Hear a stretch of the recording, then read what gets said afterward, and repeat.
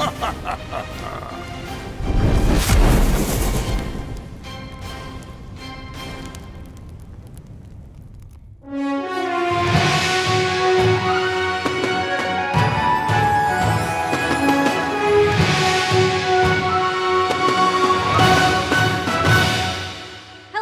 everyone, and welcome to D&D Beyond's Anniversary Week.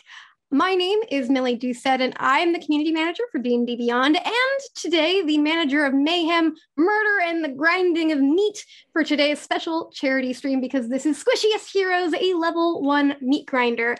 Today, we are playing in support of two incredible charities, Jasper's Game Day, which is a nonprofit organization that raises money for suicide prevention and to combat the stigma around discussing mental health, and Stack Up, which is a charity that supports active duty service members and veterans' mental health through the power of gaming. We have been raising money all week for these charities, and we have smashed past our first goal, and we are currently at $2,650 out of our new $3,000 goal. And I think we might be able to break another goal today, so let's do it. You can donate at dndbeyond.link/donate, and in doing so, you can also add a little bit of extra impact into the game today, contribute to the total, and for every $400 that we raise, we are going to be doing giveaways of bundles in the chat. So even more reason to donate is to get some sourcebook bundles, adventure bundles, and legendary bundles given away in the chat. But hey, what can you do to impact the game we have going on today? You can, for $10, grant advantage to me or one of these players, grant disadvantage to me or one of these players, grant a reroll for $20, generate a wild magic surge for $25, or add a level appropriate monster for $100. You can include whether you want the monster to help the party, assuming you think I'm being very mean to them and I should lay off a bit, or if you want them to hinder the party and you think I'm being too gentle and they need to die faster. It's completely up to you. Speaking of this party that I have, I am so excited to get to introduce you all to the incredible cast that I get to torture today. Please take a moment to introduce yourselves. We are going to start in the top left, which is Jasmine. No, I'm so bad at this. Hi, hello. I'm Jasmine, that bronze girl Bular. I am a writer, performer, and overall content creator. I've been full-time for like 3 years, and I still suck at my own intros. So please don't judge my content based off of how bad I am at selling myself. It's great. You did wonderful. Brian. Yeah, wow, I am actually no better than Jasmine at introducing myself. I am Brian Gray, aka Urban Bohemian, pretty much everywhere on the internet. Content creator, all-around nerd, big-time foodie, proponent of disco, and lover of brunch. Oh, that is the best character trait to have. Loves brunch. I can very much relate to that. Nora. I don't want to do an intro after that. I was like, say how much you love brunch also. Hello, I also love brunch. Hello, I'm Nora Ibrahim, also known as Noralogical on the internet. I'm a full-time nerd and streamer, streaming multiple different TTRPG systems, and I'm so excited to be here. Thank you for having me. Oh, thank you for being here. Omar. Hello, I'm Omar Najam. Also, you know what? Not just a fan of brunch, I like it more than breakfast. So I'll go ahead and take that stance. Another fun fact about me, I like haunted houses. I don't think ghosts are scary. I think they're cool. And I'm very excited to be here. I'm a fan of all of you, so this is great. I'm very, very excited. This is going to be amazing. And last but certainly not least, I have to. Yes. You're not afraid of ghosts? Not particularly. I mean, they can't really do a lot. Do you know what I mean? Well, you might Mellie's be afraid of them after today. Yeah, challenge accepted for Melly. Looks Great. like. No, Why did I Thanks say a lot. anything? Thanks a lot. Why did I say any of that? Appreciate And you. last but certainly not least, Dale. Hi, I'm Dale Kingsmill, she, her. I am a YouTuber and newbie streamer person. You find me on various places on the internet, talking about all sorts of nerdy things, mythology, pop culture, D&D, all that good stuff. And I like brunch not only more than breakfast, but more than anyone else here. Oh, throw that in there. That's interesting. I should also say ghosts, because I care about that more. What about brunch with ghosts? Brunch with ghosts sounds like the best thing in the world. I would go to a ghost brunch. It does. Yeah. Yeah, I Good. would That's go. good to know. I've noted that for our game today. I will also say thank you. We already have some donations coming in, one of which is to just give me advantage right off the bat. So thank you. You know what I'm trying to do here. I'm trying to kill these people. So I love it. I love all of these people. I cannot wait to paper my wall with their dead character sheets. Folks, one last thing before we begin. We are going to be using a safety tool called Script Change by Bo Yeager Sheldon. So we may say rewind, pause, fast forward, cut, just to make sure that any of the torturing we're doing is completely consensual and super fun for everybody involved, because that's what makes a meat grinder a lot of fun. So all of that said, I think we are about ready to begin. Are you all ready, squishiest heroes? Yeah. Hey, Brian. Hey, Brian. Why do ghosts like mimosas at brunch? Because they like booze. I like booze. Okay, and I'm out. I'm done. I don't know whether to be mad or ecstatic. I got nothing but respect for my dad, Nora Ibrahim. And you all That is take amazing. 15 psychic damage and make me thank you. I'm out. Oh no. So to start us off, everyone, you've seen it on Twitter. You've seen trending on TikTok and watched the streams that have been popping up on Twitch. It's this new video game, this new game called Squishiest Heroes. They're doing some major promotion behind it, it seems, because a lot of hashtag influencers are posting about how if you beat this game in your first try, that they are going to donate some money to your favorite charities, which of course we all know is Jasper's Game Day and Stack Up. One of the Twitch streamers, of course, tells you, it is so easy. And thank you for the bits, Aaron, Laura. Thank you so much. So yeah, like I was saying, Squishiest Heroes totally free, and it's super duper hard. It's this co-op game where you play with like 5 other people, and every time you play, it's completely different. Like you get completely different options. Anyways, I got to try it in early access, and we won. Of course. It wasn't as hard as everybody said, but I think I'm also just that good at it. But for real, check it out, stream it, play it, get money for charity by doing like almost nothing. So easy, so free. How can you not? And how can you not? So you all have gathered a incredible group together. Jasmine, Nora, Omar, Dale, and Brian. You set up your stream and you're prepared to start playing this so-called Squishiest Heroes adventure. As you prepare for your stream, Omar, tell me something that you have heard about the game and also the character that you are choosing off of the character selection menu. I heard that there is an NPC that is super nice in what they say, but they are trying to hurt you. But the entire time, they're being very polite and very kind and very complimentary. And so I'm very interested to possibly interact with that NPC in the near future. And the character that I have pulled is Feedle4 the Charmer, who is a level 1 human bard. And everyone, I just want to get a quick vibe check here. Is this an okay character voice, or will that get really annoying after a while? It's okay. You won't be alive long. This. Oh, okay. Well, okay. Then I'll pick a Wow. different voice for my second character. Outstanding. So Omar gets his character set up. He is in the game. And when you get in, you find yourself in kind of this lobby waiting room. You can see sort of it's set up like a training area. So there are all these terracotta pots styled to look like chickens.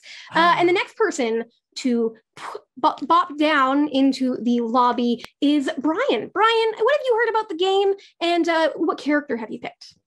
I'm really kind of excited to play, but the main thing that got me in was I've heard that your characters get to ride unicorns, and I was like, sold, done. That is legitimately the best thing you could tell me about any game ever. I basically brought in my favorite bard. His name is Archon. He's a tiefling bard, and he's pretty much me, who just likes to talk and not fight. And have brunch, presumably. Oh yeah, that's like all my characters love brunch, all of them. Very, very important. More than to know. Dale. More than Dale. More. Speaking of Dale, as Brian's character Archon drops in, Dale, what have you heard about the game and what character have you chosen? I have heard that the ghosts aren't even scary. The ghosts aren't even scary, which is great for me because I'm such a scaredy cat.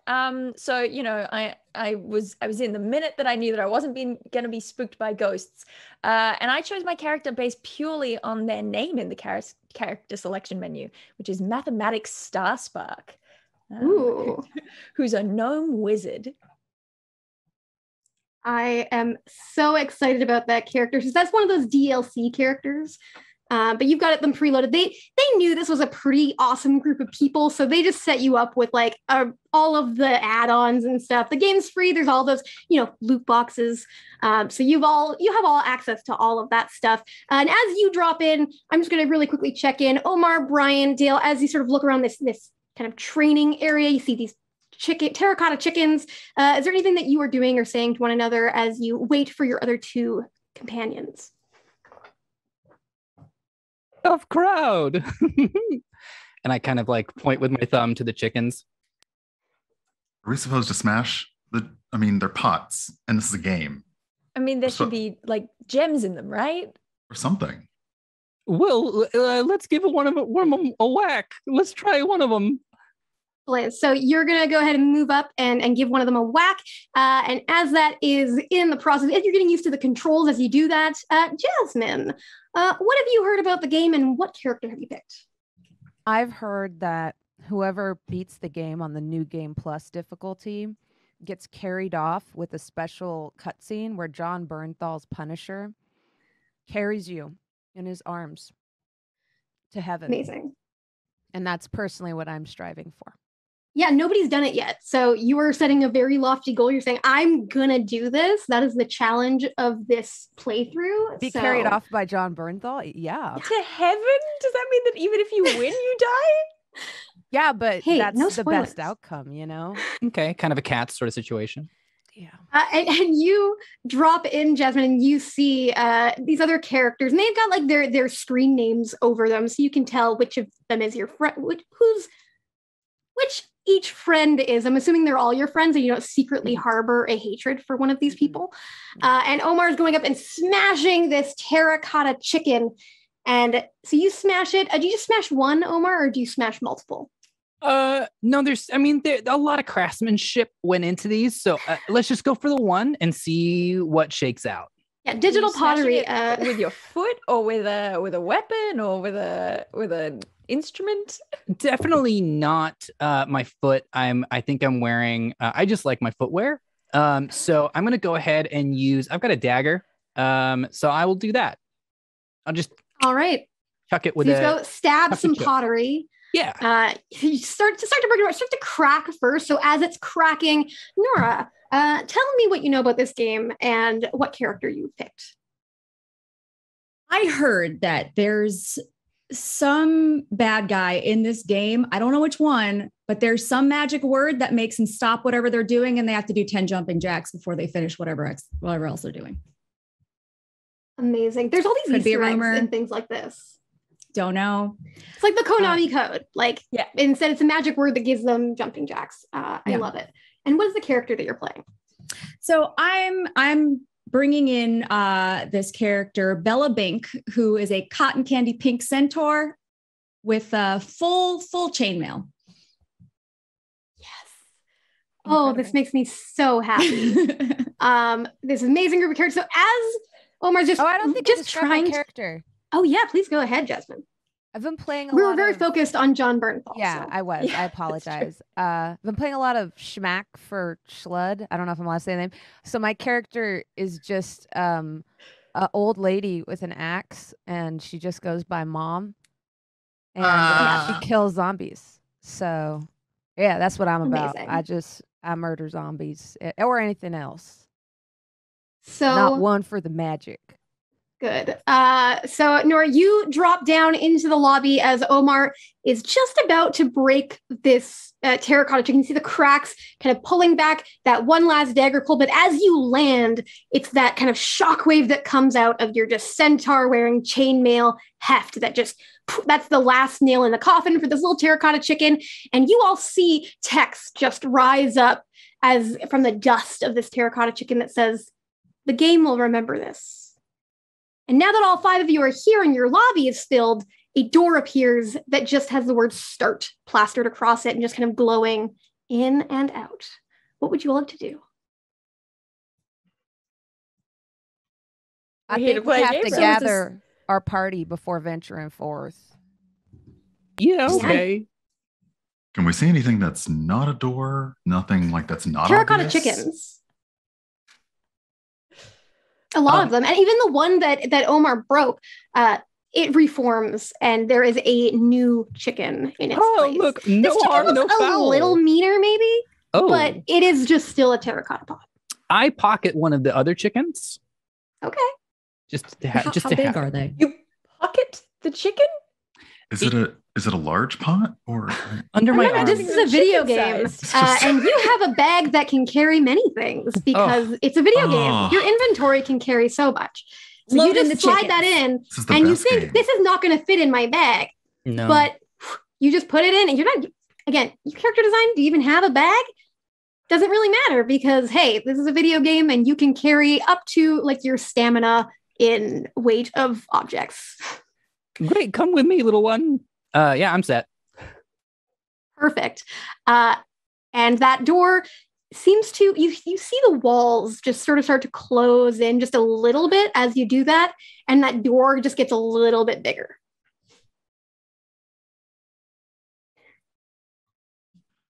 Okay, well, shall we do the thing? Shall we go? Sally Sure. forth. That's- Yeah. Let's do it. Does it look like I'm Fantastic. gonna fit? Oh yeah, and the door just keeps on getting bigger as the walls get ever closer to you as well. It seems it wants to make sure you all get through. You gotta start playing this game. You gotta beat that record. You gotta meet the digital John Bernthal to carry you off at the end. You're not gonna do that if you wait around here. So you do all approach the door. You get it open, and you head in to this first level of the room. When the last of you enters, all of you feel a distinct tug that starts behind your navel, and then it feels like there's almost like a hand behind your head in real life, not in the game, that kind of just slams you forward. And as you get back up and you kind of blink, you no longer see your monitor. You don't see your webcam, your microphone, your ring light. No, there's no ring light. That is the sun. Because you are in this game for real. You look around and no longer do you see the names popping up above these other characters' heads. You just see these other characters, and you see even Fidelfor, Omar's character, now has a bag that is stuffed with this big terracotta chicken. And now you can see in front of you exactly what this first level will be, which is a beautiful path through a beautiful garden that ends with a door to a beautiful manor. And the door, from a distance, it's hard to tell any details, but you can still see that there is some kind of painting or carving that has been pressed into it. And along the pathway leading to that door are a number of hedges that are all trimmed to look like different fantasy creatures. And you are given no instructions, but you do see that that door has a brief glowing light that says exit before it fades, and you are now left with the game itself. And I will just note, thank you for the donations, everybody, because now I have 3 advantages to use to start this game off. So it's going to be fantastic. What would you all like to do? Thank you, chat, for hitting the sub goal for my Steam Index. I've been wanting a VR nice. headset for a long time, so didn't think it was going to be this realistic. Poggers in the chat. Yeah, we should beat this level, though. I mean, look, hedge animals have never ever been evil or ominous in anything ever. So I'm gonna go get a closer look at one of them. Yeah, absolutely. So you go and start taking a look at some of the hedge animals here. You can see that all of them seem to be slightly different plants. They all kind of different flowers on them. So you see there's a couple of unicorns, there's a bullet, there's dragon, a troll, there's a basilisk. There's lots of interesting creatures, and they're all perfectly carved, like not a single leaf out of place, but you can't really make out anything else about them unless you'd like to make an investigation check. I would like to make an investigation check. Do it. Let's get rolling. First roll. Ooh. I actually have a bonus in investigation. Yes. 22. Ooh, 22. All right. So as you are examining one, which creature would you like to use this 22 for? It's got to be the dragon, right? Excellent. So you take a closer look at this dragon. You're sort of examining. You can notice that these flowers are Dracena flowers. They're kind of simple, but they're beautiful in their own way. And you can also notice as you kind of get closer and you try to get a little bit more of these details that this hedge has like a slight bit of movement to it, enough that you kind of presume that it may be breathing. And then just as you're about to maybe back off, just because who knows what this hedge is going to do to you, you notice that one of the flowers on it kind of doesn't sit right. It doesn't sit sort of in a bunch like the others. It's on its own. And as you look closer, you see a little glint of something, like maybe some kind of metal that has been stuck into the hedge itself. I think it's time to make some bad decisions. I'm going to reach for the metal. All right, give me a sleight of hand check. All right. Okay. That's a natural one that I rolled just then. Excellent. So as this is happening, I just want to check in. What is everybody else doing? I would also like to check out one of these other hedges. Can you say what creatures they were? Yes, there's a couple unicorns. There's a bullet. There's the one that Mathematic Star Spark is looking at is a dragon. There is a troll. There is a basilisk. There's a displacer beast as well. I'm going to go check out, being a centaur, I'm going to go check out this unicorn. Just kind of see Excellent. if they got all the proportions right. Yeah, Check it sounds out. great. Give me an investigation check.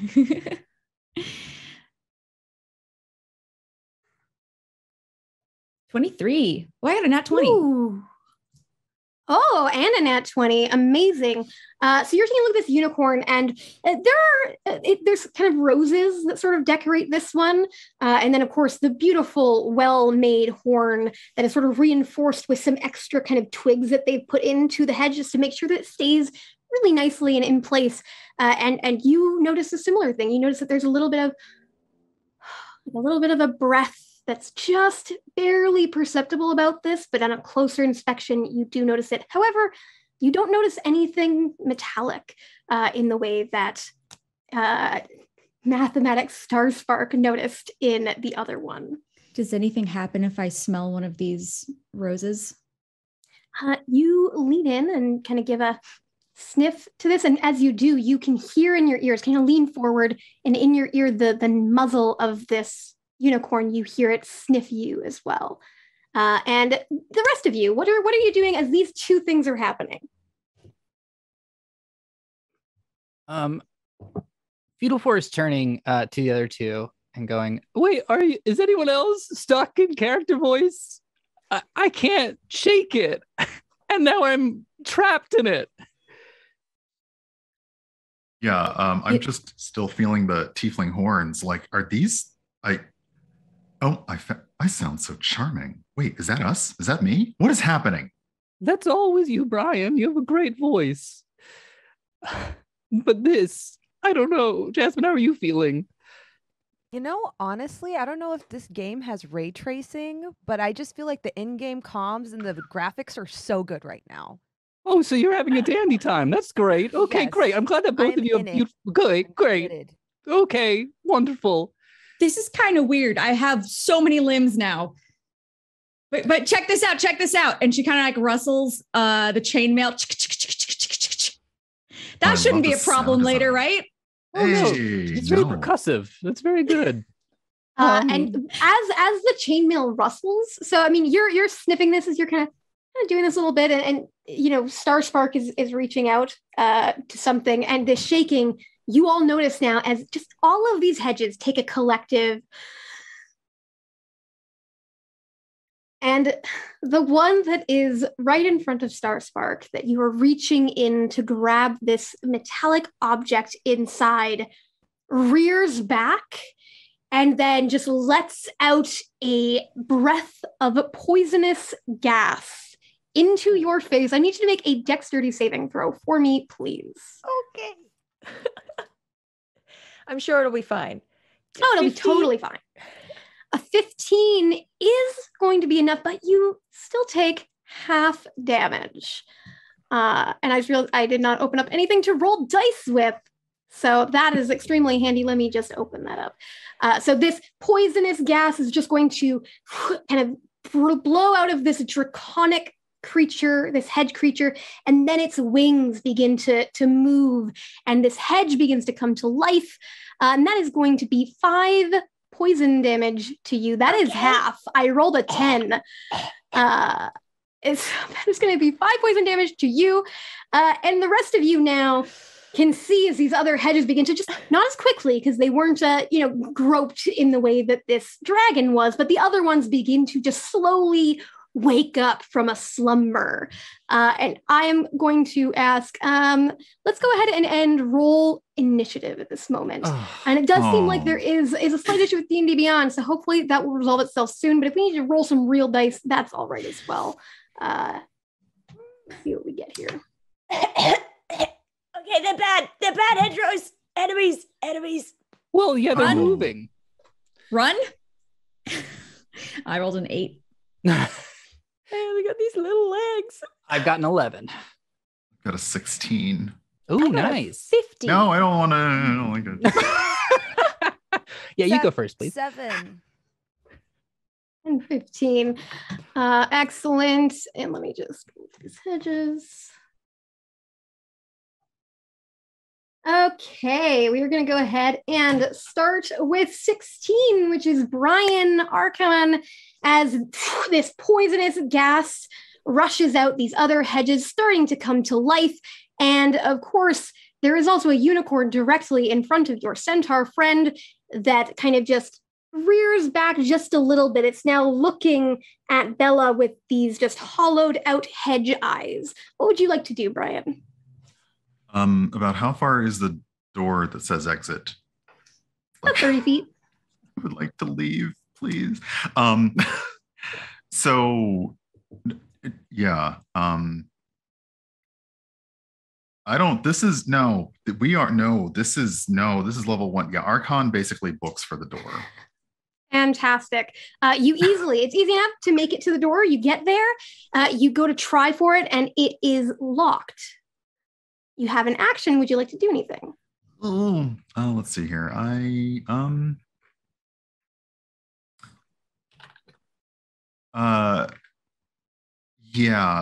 just immediately, since this character is rolled up with thieves' tools, he is basically frantically going to try and figure out if he can pick the lock on this door and get us out of here.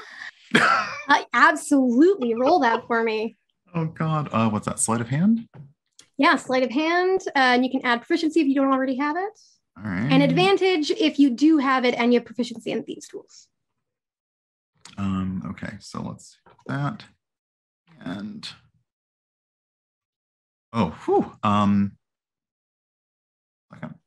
18. 18 is not enough. This is an extremely difficult door to break open. However, as you sort of start to work on this lock, you're trying every trick that you know, and you feel like you are doing an amazing job at this, and it's not enough. And as you pull back in frustration, you look at the door and you can see this beautiful carving that has been done on it, which just depicts these amazing fields of flowers, these creatures within these flowers. And you notice 3 places in this picture where there's color missing, where other places it's been pressed with wildflowers and looks fully colored. There are 3 places that are blank, and there are small keyholes in each of these 3 places. And with that, next up is going to be Bella.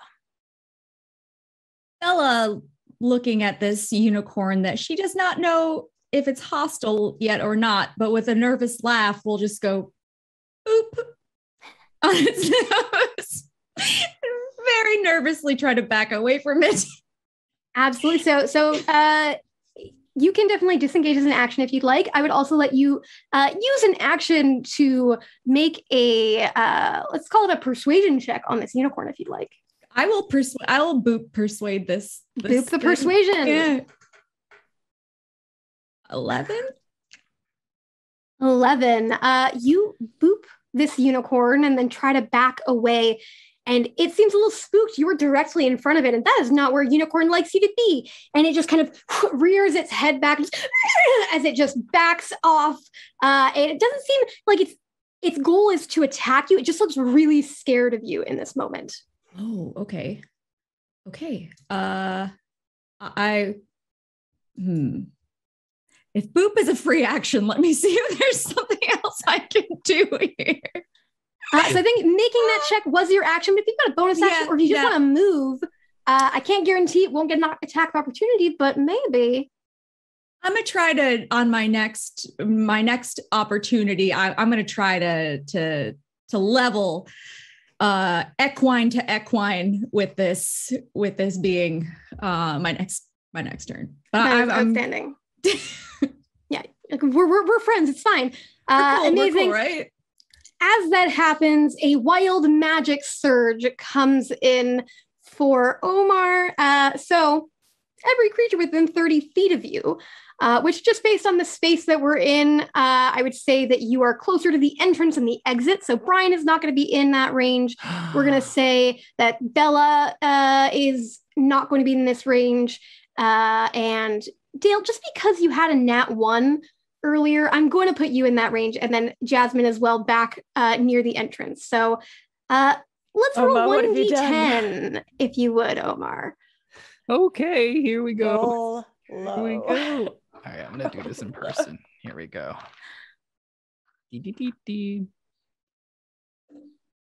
3. Okay, so 3 damage to Star Spark and Mom. Mathematics is dead.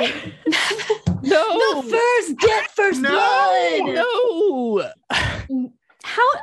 Please. According to my HUD, I've got only 2 hit points. Dale, so you just really drop dead. And in that exact moment that you drop dead, you just disappear, like fade out. And then a beam of light shines down on where you were standing. And who appears? It's a sort of turquoise and pink speckled dragonborn woman. She's wearing like light linen robes and whatever, and I don't know whether her name is going to appear above her head or not, but if it does, her name is Pollyanna Hero. Pollyanna Hero, amazing. So Dale's character has been replaced with a new character, and you also feel, Dale, that there is there's something about this that feels just a little like there's something you're forgetting almost as you kind of just get used to this. Wait, I'm in a new body, and there's something else so much that you're forgetting. What are you forgetting? I'm forgetting. What am I forgetting? I'm forgetting. Maybe what killed you? What? Just throwing it out. I'm forgetting, I think, what my real voice sounds like. Love it. Amazing. And then we go to Fetal 4. Omar, it is your turn. You are just sort of in the middle of the path. You're not engaged with any of these hedges. You see Brian's character up at the front working at the door. And you've also, of course, seen the replacement of Dale's character. Yeah, I'm sorry. I don't know. I don't know what happened. I would like to, as like sort of like an apology, as a bonus action, I would like to quickly cast Bardic Inspiration. I want your apology. Oh wait, is Bardic Inspiration? Okay, I'll take it. Amazing. What does that Bardic Inspiration come across like? The lemons. You look great. Did you get a haircut? I don't know. And I'm stuck in this voice. We're in a game. Be inspired. Do you feel better? Does this help? Yes. Excellent. So bonus action, Bardic Inspiration. Anything else for you, Omar? Yeah. I turned to this was a joke character. I don't know how much I can really do. I would like to cast Sleep at level 1. Oh, all right. So you're gonna roll some dice there and see if you can put any of these to sleep. Here we go. Cast it. 5d8. Ba-ba-bum. Let me do this online instead of having to grab dice. Here we go. Cast it. No, dude. No, hold on. I forgot how to do this. Give me 1 second. No worries. Yeah, I think there should be like a 5d8 somewhere that you can click, or you can use the side. Don't worry about it, everybody. This is going to be great. I'm casting. The game is just, it lags a little bit. It's still new, early access, you know? Sleep. Get all the bugs out. Everyone sleep. Yeah. They're early access, but they do have loot boxes already. Of course. Yeah. Checks out. Here we go. And I am rolling. This is 5d8. Beautiful and wonderful. You love to see it. Okay. To everyone. Yes. All right. Roll. Great. Okay. So we got 1. We've got 5. Okay. We've got 2. This feels so old school. We're counting one by one. So that's a 7. That's coming out to a 14. And our last one here. Come on, big money. All right. That was 14. So that's 8 to 25. All right. That's good because you needed 23 to put one of these hedges to sleep. One of them. Yes, one of them. Which one would you like to put to sleep? Hey, what was your name again? The new you, the beam. What's your name again? Pollyanna. Pollyanna. Oh, wow. From the East Coast Pollyanna. This is my voice. This is my voice now. Now you know how it feels. You laughing at me earlier. The dragon. The dragon's going to sleep. This one's for you. Shout out. Pour one out for. Well, I forgot what your name was. Math Stacks. Yeah, it's gonna be the dragon. Excellent. So yes, the dragon falls asleep. So it has just stretched its wings out, blown some poison, and then as soon as it looks like it's about to jump at the next character in sight, which actually turns out to be you, Omar, it just immediately, like, partway through moving, it just, and it doesn't like fall in a way you'd expect like a creature to fall asleep. It just becomes a still hedge once again. Okay. And then it is the hedge's turn. So it's a good thing you put one of them to sleep. The unicorn one, Bella, doesn't seem to want to hurt you. It just wants to seem to get away. So it just backs up very worried that you might hurt it. But it doesn't attack. However, 2 of the other hedges that are coming to life, a number of them just seem to be kind of stretching themselves out, doing a little bit of exercise. 2 of them, however, prepare to attack. One of which is the one that looks like a bullet, which immediately runs and leaps towards the door where Brian's character is. And I need you to make either a strength or dexterity saving throw, Brian.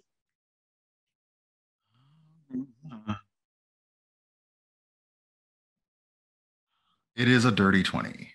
Ooh, very nice. So it leaves you hoping to knock you to the ground, but you manage to just move out of the way and it just slams into the door instead. It backs off. You can see just bluebell flowers just kind of dropping off of it as it just shakes itself. And that was its action. So that is all that one is going to do. And then another hedge coming to life right next to Fetal 4. A hedge from behind you reaches out with over large fingers and grabs you from behind. The troll hedge comes to life to attack you. So I'm going to go ahead and roll an attack here. There we go. And I got a natural 1. So describe to me what happens as this thing tries to grab you and fails. I feel it approaching. I'm very aware personally of folks around me. And so I kind of heard it, the shuffle and its fingers reaching out. And I imagine its fingers are not, because they're leaves, they're not like, that's not the meat of the attack. And so as it reaches my shoulders, like, oh, that's it. Hello. Okay. Personal bubble. Thank you. Yeah, easily enough. It doesn't manage to grasp you, and it just, but that's all just like wind rustling sounds. It can't actually make full on sounds, but that is its turn is trying to do that. And you also notice, because that was a natural one, you notice as it tries to reach for you and you look over your shoulder, a bit of shining metal in its neck that seems to be attached to maybe a tulip there. And then after the hedges is going to be Pollyanna Hero. I was muted while I was drinking, so I just had to cheer, but physically. All right. Look, I feel like my original instinct was correct, reaching for that shiny bit of metal. I think we need some keys, but hopefully I have enough hit points to do that now. I'm gonna try and grab for that key again. Absolutely. So the dragon is now asleep, so you can easily reach over and you pluck one of the Dracana flowers, which has a small key at the end of its stem. Is there anything else you'd like to do? Because that is just a free object interaction. Look, I'm gonna run for the door. Absolutely, easy enough. You make a run for it, and you easily get to the door. You get to the door. The right in front of it, though, is the bullet hedge blocking the door. I'm a monk now. All I can do is try to bop it. Oh, I have nunchucks too. Ooh. Yeah. You can make an attack if you want. Yeah, I'm gonna do it. I'm gonna make a nunchuck attack. Yeah. Okay. The hedge, how hard could it be to hit? I rolled a 12. That hits. Yes. It's a hedge. I'm afraid of the hedges now. Although really, Omar killed me. It's 4 damage. Excellent. And I would love to do my monkey bonus unarmed strike as well. Definitely. Because I've learned in this game, you got to make all your attacks fast. 15 to hit. That is definitely a hit. And this one takes 7 damage. Oh, amazing. So yeah, you start beating up this hedge. There's just grass flying. Like Edward Scissorhands when he's cutting hedges, it's just flying up everywhere around you. And as you're doing this, you notice you're knocking away leaves and twigs and branches. And you can now see at the just core of the bullet's stomach is another of those keys, just catching a little bit of the light here and there. And then we go to Mom. So do I see, I would see that one of my party members is fighting this. Absolutely, yes. Okay. So, yeah, Mom, I'm like, don't worry, I got your back. And I'm going to just bring my axe down and try to trim this hedge down to size. Love it. Yeah, I have to use the real dice real quick. 9? 9, that is not going to hit. I just put my axe on the ground and lean on it. You go to swipe at, I guess the closest one to you at this point is me, that troll. So, Omar just dodges out of the way. You're like, great. And it just completely misses. You are still you in this body. And you're like, wait a second. Axes are really heavy. Yeah. So you struggle with that one. Did you want to do any movement, any bonus action you have? I'll start heading towards the exit as well. And, sounds be like, sorry guys, first time on this champion. First time. Still learning. Sounds good. As you move away from the hedge, it is the troll hedge is going to use reaction to just reach out and swipe at you. It's going to miss. And it's a natural 20. See, I spoke it into existence. You did. Wow. You asked for this to happen. You have no one to blame but yourself, Jasmine. This is fantastic. Oh, I don't like this for you. So that's going to be 14. That's exactly what I have in health. Oh, no. 14 damage. I have exactly 14 health. Flashes of this troll. It just missed, and it almost is trying to go back to Fetal 4, who seems to be the cause of all of these deaths. Maybe it's related to the chicken. Okay. Trying to attack him, and instead hits you as you walk away, and you fade from existence. But the light shines. I have relentless endurance. Yes, amidst So I say, flicker. John Bernthal, and get up with one health. Yes, John, I'm You- coming. flicker for a moment, like almost a glitch. Like this is not really programmed with this character ability yet. They're still working out the bugs, but you glitch back into existence and you manage to get away and towards the door. Amazing. That is the end of round Orc one. barbarians. So good. We're back up to the top with Brian. There's a bullet in front of the door that is being attacked by your new monk dragonborn friend. Yeah, after checking the lock, looking at the door, just yelling like, "Pause the door! We need some keys! Look for some keys!" And since the bullet is, I don't even know what that creature is, to be honest, but doesn't matter. It's Land attacking shark. us.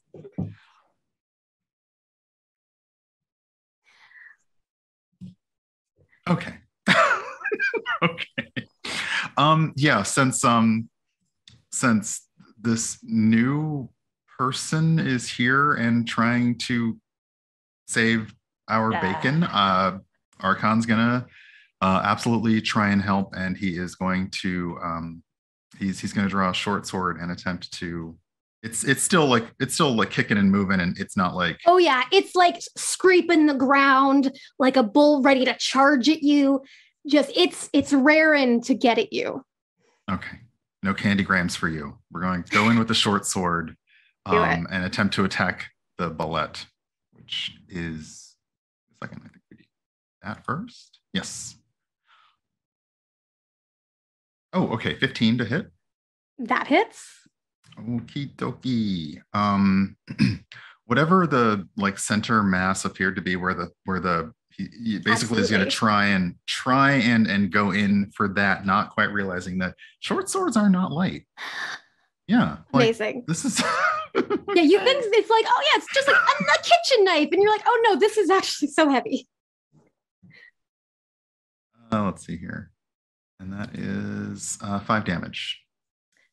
Oh, because this thing is vulnerable to slashing, that is almost enough. It leaves it with 2 hit points as you slash more away from the middle of this creature. And now that key is visible. Like anybody, it's almost like it's glowing a little bit, like this is your quest marker. And somebody could easily reach out and grab it, but that bullet, it does not want anybody to get to it. Anything else for you?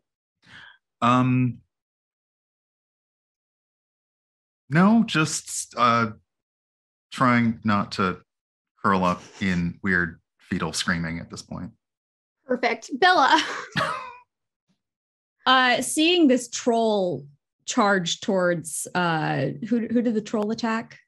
The troll just hit Jasmine's character and is trying to attack Omar's character. Okay, so I see this happening and I'm going to run towards it and slash it with my or attack it with my warhammer. Oh, heck yeah. So it's an 18 to hit. Oh, yeah, that definitely hits. And that is 7 points of damage. And then as Excellent. a bonus action, I'm going to charge it with my hooves. Oh, yeah, heck yeah. That's 17 to hit Oh, yeah. for an extra 6 points of bludgeoning damage. Heck yeah. And what was the first weapon that you used? Warhammer. Warhammer. Cool. All right. So yeah, you take a couple of swings of this thing, you knock it with your hooves. It kind of gets knocked back a little bit, and it looks at you with these empty, just hedge eyes. They're just kind of like just little divots that they put into the hedge, but its eyebrows kind of just crunched together like old leaves. And now it's just marked you as its next target. It's still up, but it's looking pretty rough. And after If there's you- any leaves flying, I'm just going to try to catch them with my mouth. Oh, heck yeah. Delicious, delicious video game leaves. Fetal 4, you're up. Okay, great. Fetal 4 is quickly going to turn to Mom. Is that correct? Jasmine's character, yeah. Yes. Hey, do you want to? I'm also giving you some bardic inspiration. Yeah, yeah. I thought The Punisher was an underrated show. Here you go. I liked it a lot. I didn't catch season 2. I thought I got enough in season 1. I will. I'll go back if that's what you want. Have bardic inspiration. Okay. So that's done. I am going to turn back to the troll and go, hey, that centaur's my friend. And I'm going to attack with my dagger. Oh, yeah. Do it. All right. Does 14 hit? 14 hits? Yes. I'm good for more than just making people sleep and inspiring. And that is a damage of 3. Damage of 3. So you stab in at this thing and you clear more of that space in sort of that collarbone area where that key is glinting, but it's not out yet. Anything else you'd like to do? I'll back away a little bit. Yeah. Just so I'm not directly there. Okay. It has already used its reaction, so it will not attack you. Love to see it. Great. Thank you. And then it is the hedge's turns. We're going to start with that bullet, which is currently being tag teamed by Pollyanna Hero and Archon. And it is just kind of turning between them, but it had already really set its sights on Archon. So it is going to charge over at you. It doesn't have enough room to do its leaping attack, so it's just going to do a normal old hedge attack. And I have advantage, though, because I haven't used any of those yet. So I'm going to use it. Let's see. Okay, 17. Yeah. Yeah, that hits. All right. It's not... Hey, it's not a crit. It's not going to do as much damage as that last one did. Let's see. We're level 1. It doesn't matter. Let's Do see, we even have to 4 ask the damage question, to does you. that hit? Hey, you looks like one of you might have done an AC build. It's going to be 4 damage to you. As it just bites into you with thorny mouth there. And then the other hedge, being a troll hedge, it gets to recover hit points at the start of its turn. And I'm going to go ahead and roll a bit of health for it. I only rolled a 1 though, so just get 1 hit point. But it is going to, you want to pick a fight with this, Omar, no problem. It's seeing other people attacking it, but it really wanted to grab you the first time and you just asked for it. So it just steps forward towards you and goes for a big bear hug on you, trying to crush your little body. And I'm going to use my second of my 3 advantages that the viewers get. Oh, You don't have to. natural 20. Okay. Yeah. Let me check if that hits. Hold on. Give me 1 second. Yeah. Okay. Yeah. Just check that for me. Would be really great. Yeah, that hits. Excellent. So that is going to be this is going to be 9 damage. Oh, 9 damage. Okay. How you doing? Fetal 4 is gone for this world. That is it. Oh, That is it for Fetal 4. I knew this is how I would go. all right. So you fade from existence. This thing grabs you and just crushes your bones, and you glitch out. And as it kind of releases and steps back, that video game like in the kill cam. Oh, yes. The light shines down, drops. Who? So this is kind of a gimmick I baked in before I realized that we would disappear and get stuck in this. Out walks this silhouette that announces, "I'm Forsay, a bugbear druid." And then as I emerge out of the light, just kidding, I'm a clone of the previous character with slightly different stats and different spells. My name is Greedle for the Cunning. Oh my gosh, I regret this, because now I'm stuck with the voice. It's perfect. It is that Echo Fighter from Smash Bros moment of like, this is just a clone of that one. This one shoots fire instead of this other thing. It's perfect. Like slightly different outfits. I'm Just more different intelligent, colours. but I've got less charisma. Can you tell? It is amazing and fantastic, and I love it so much. And the moment that you appear, can you make a dexterity saving throw? Absolutely, I'd love to. Here we go. Dex saving throw. Ba-da-bum. 10? 10. as you appear, a wild magic surge casts grease right on you, and you slip and fall prone immediately. And as you lie there, tell me what you're forgetting. I don't know if you'll dislike me for this, but I forget, as Omar, how to play D&D in a way, like the metagaming of it. Yeah, absolutely. It's gone. So now it's just like everything is character reactionary. Absolutely. So yeah, you're just like, I'm really role playing this. I play video games where I'm like, I'm not going to do the thing I should do. I'm just going to play this character how I feel like they should be played. So Exactly. 100%. And in that same one, that just wild magic spark, almost like that glitch when you disappear, it affects other people. And Jasmine, you cannot speak for the next minute. Pink bubbles will float out of your mouth if you do. And our centaur, Bella, all of our centaur's hair, including that beautiful bubblegum pink tail, all falls out. You just see like all of a sudden it poofs into like a big cotton candy dandelion and just drifts off in the wind. Like literally just bits of cotton candy now are just floating throughout the sky. And that was the troll's turn. It is now, after that, Pollyanna Hero. Hello. I mean, hi. Oh wow, we should have waited for the full release of this game instead of playing the beta. It seems kind of glitchy. I feel like a lump in my throat kind of appear, and it's like, oh wait, I'm not a gnome anymore. And seeing this troll that's been giving us so much trouble, and remembering that in video game logic, trolls are weak to fire, I'm gonna run on over there and try to use my fire breath. Absolutely. Is that a dex save? It is a dex save. All right, I'm gonna use my final advantage that I've got. So hey, Don't do viewers, that. give me some more advantages.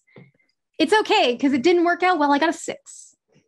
Oh, great. Okay. DC was 11, so you take full damage. Love it.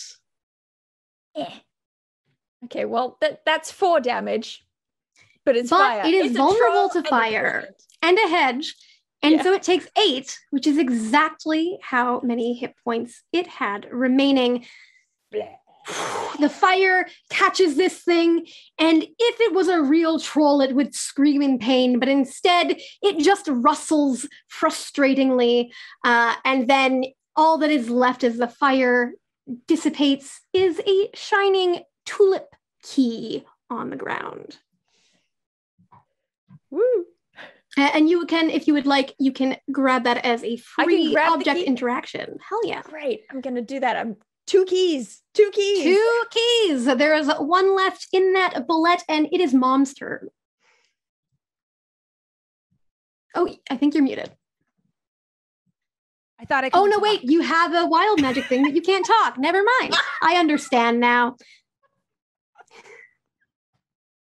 Character. So in character. Okay, so we have 3 keys. 2 out of 3 keys. There's still a bullet, and you can see the light catching this 3rd key that they've carved a space, and somebody could reach in and grab it. Or they could also try to kill this bullet, which looks pretty rough. I hit it with my axe since I can't talk. Do You it. just see profuse cursing as bubbles spew out of my mouth, and then I swing at it. New meaning to wash your mouth out with soap. My rolls today. 9 again. A 9. Unfortunately, a 9 does not hit. We got to ask chat for somebody to send you some advantage because you definitely need it. Oh wait, I have do I still have inspiration? You do have Bardic Inspiration, yes. Okay. Yeah. so And that I can gives me tell a you, this is an D6, right? 11. It is an I 11 you just- need to beat. So I just need to roll above a 2 on a D6. Do it. I believe in you. I rolled a 6. Yeah, you hit. Roll some damage.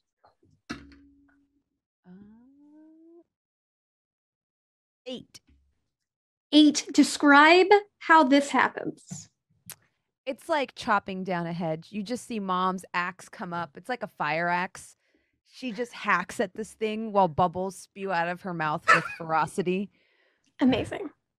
So yeah, you're hacking. And as you finish, Brian, you see that key just in the detritus that has been left behind. And you all now have all 3 keys, which easily enough you're able to find because, of course, Archon located the 3 places on this door where those keys go in, put them each into their slots, turn them, and as you get ready to leave, a unicorn hedge comes up behind you and sort of nuzzles you a little bit from behind Bella, realizing that you were all not as frightful as perhaps it thought you were. And it kind of leans down a little bit to allow someone to ride it. Buddy. I feel like it would kind of be weird if I did it. Oh, go Being for a it. Centaur. I really think. No. You know what? Let's have this visual in this game. Centaur is riding a unicorn. Yeah. They haven't blocked that out of the code, so they you just see like yourself kind of like glitch, and it literally is just you standing on top of it in just the most glitchy way possible. But you are definitely riding this unicorn. How would a centaur ride side saddle is what I kind of want to know. Like, it's like that meme where like, does it wear pants like this, or like this? Every time you just move too far and it clips, it changes the way that you're sitting on it. Yes. But you all pass through this Love door, and as you do, it just goes to darkness, and you just all see in your mind's eye. Will, our producer, if you would throw up the image that I provided, you see the path forward, and you see the first stop. Hedge your bets has been crossed out as you look at it. I get it now. And oh my god! as the one who has defeated kind of the final of those hedges, I'm going to ask Jasmine to roll a d4 for me. I believe in you. Oh, 1. So you kind of watch as the next spot on this map lights up, which is called Objection. And you all feel yourselves again, that bit of tugging feeling, and you come to in a loud, echoing chamber of marble everywhere you look, and this stench of farts just permeating through your nostrils, and you are all in chains right behind a defense desk, and on the other side you see what looks to be sort of a flump wearing a barrister's robes, and ahead of you a just tall judge's stand with another flump on top of it in a powdered wig that, as it kind of lets out the little farts that flumps do, just it kind of blows that wig up as it does that. And next to you all is a third flump who nervously kind of checks their notes, most of which says guilty, guilty, guilty. And it looks over at you. And of course, Bella, you are still on your unicorn. And it looks over at you like, I will, I'm going to try my best here, but honestly, I think everybody kind of knows that you're all guilty. But nobody who's going to represent you. I just feel like everybody should have some representation. So, you're a lawyer? Yeah. Yes. I know. I'm not actually a lawyer. I haven't finished lawyer school, but somebody had to represent you. So, and I know this looks weird, and I'm pointing down at the unicorn and myself. I know that is a very nice unicorn. Where did you find that? And then it just turns like that was just dialogue that they programmed in case you had a unicorn with you. And it turns back to the judge, who's just like, order, order, order. And then just another, as it doesn't little flump fart, and you just all hear the stink. This court is now in session.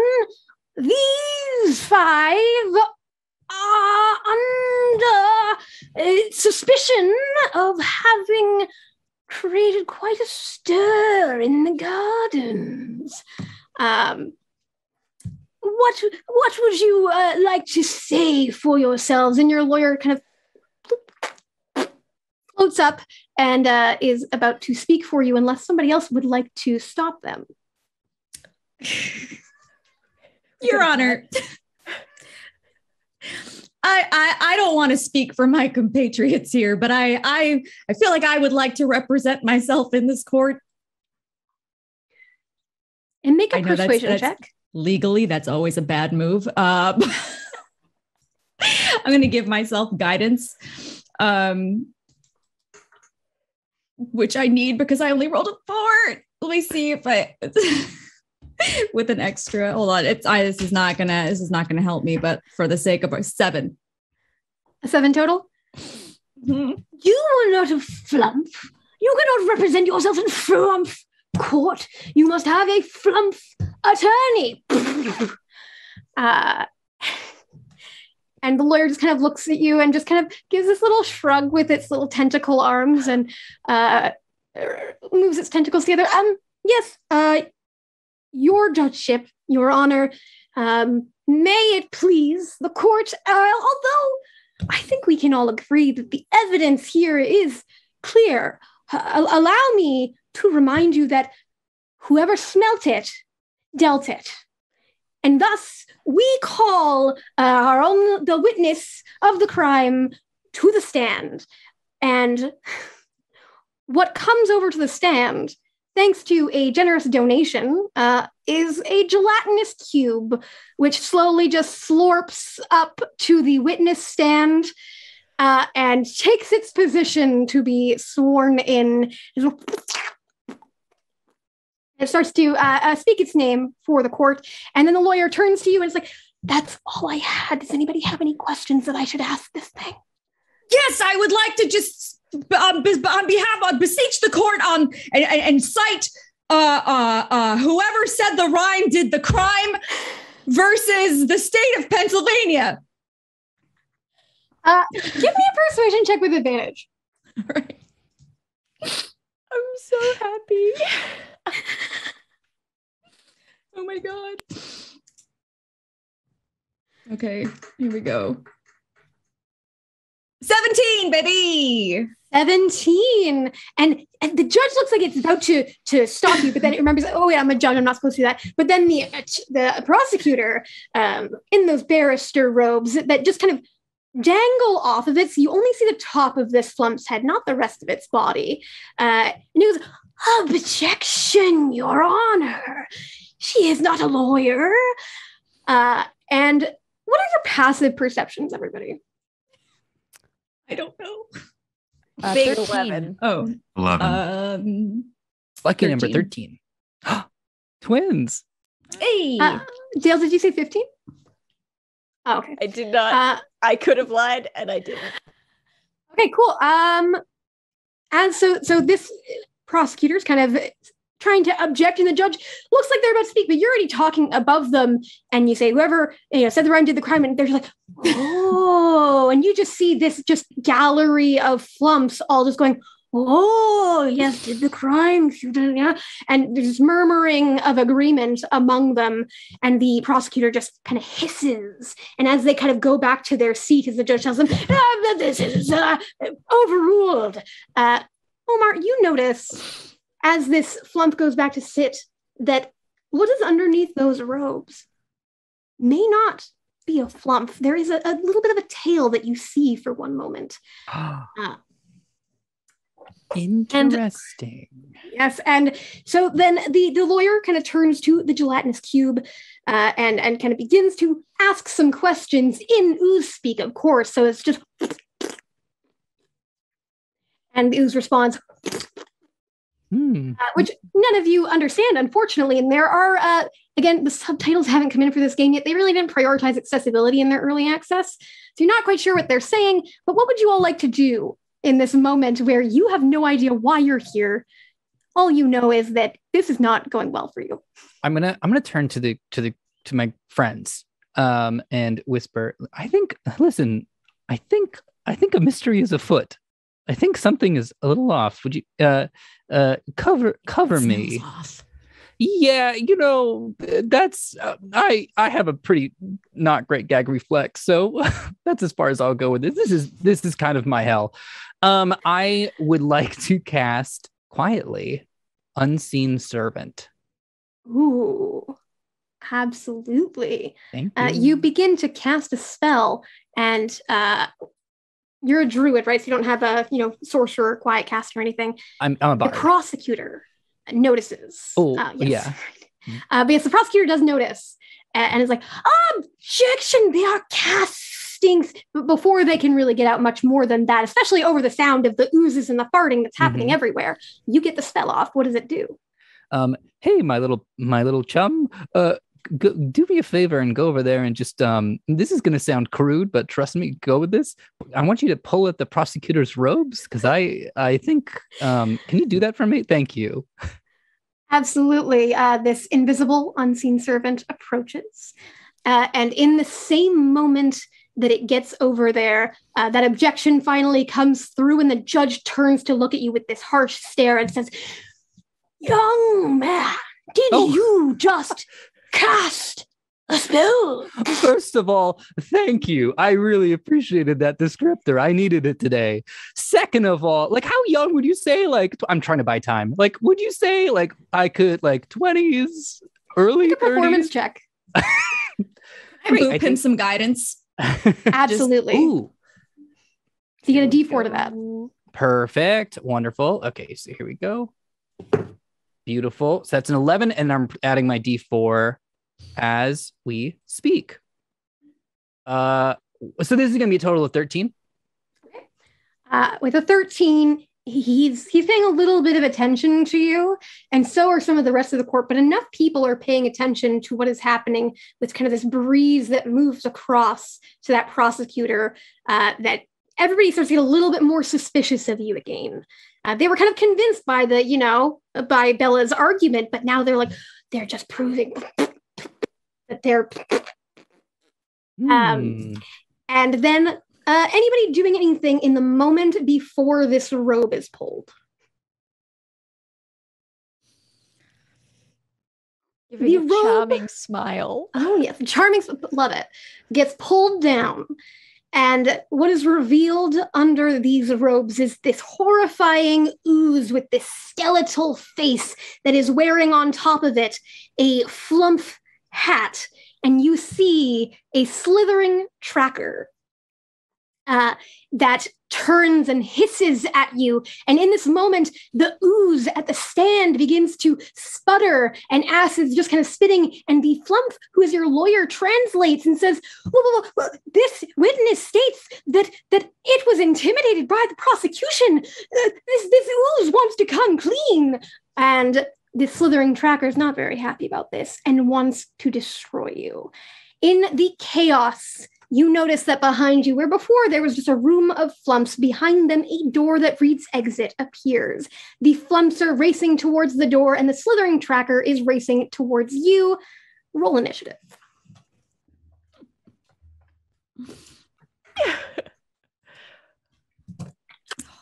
Oh, a natural 20. Me too. I rolled a natural 1. Oh. Rolled a 4. I am 16. So That's how young you look. Thank you. I needed that today. that's, I was gonna say, yeah. 4, 16. Sorry, who's The 16? 2. My brain just stopped. That's me. Perfect. That's a Mario. 2 for Archon total. And that was is it what, 20? Any add to that, Dale? Yeah, 22. 21 total. 21 total. Jasmine? 22 total. 22 total. Then you are first up. What would you like to do? Mom says, this might be a mistrial, but I don't miss. And I'm going to throw an axe at it while running towards the exit. Oh, I love it. Nice. Now I just have to not miss. Do it. Oh, that's gonna be the tough one. A 19? 19 hits. Okay. And then 10 damage.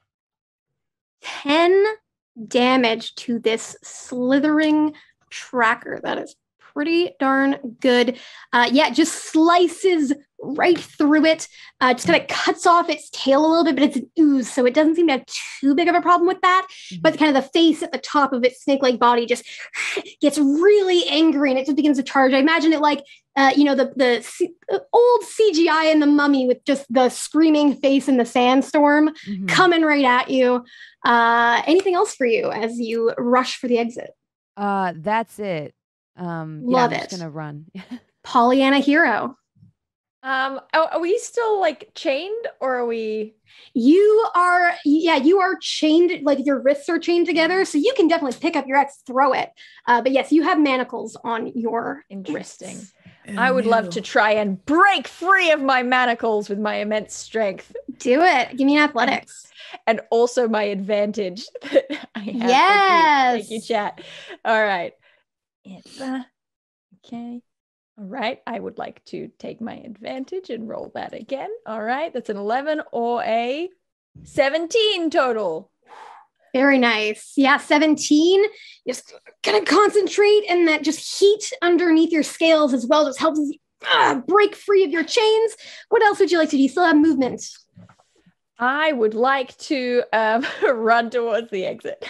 Absolutely. Very amazing. heroically. Very heroically running to escape as the slithering tracker is next.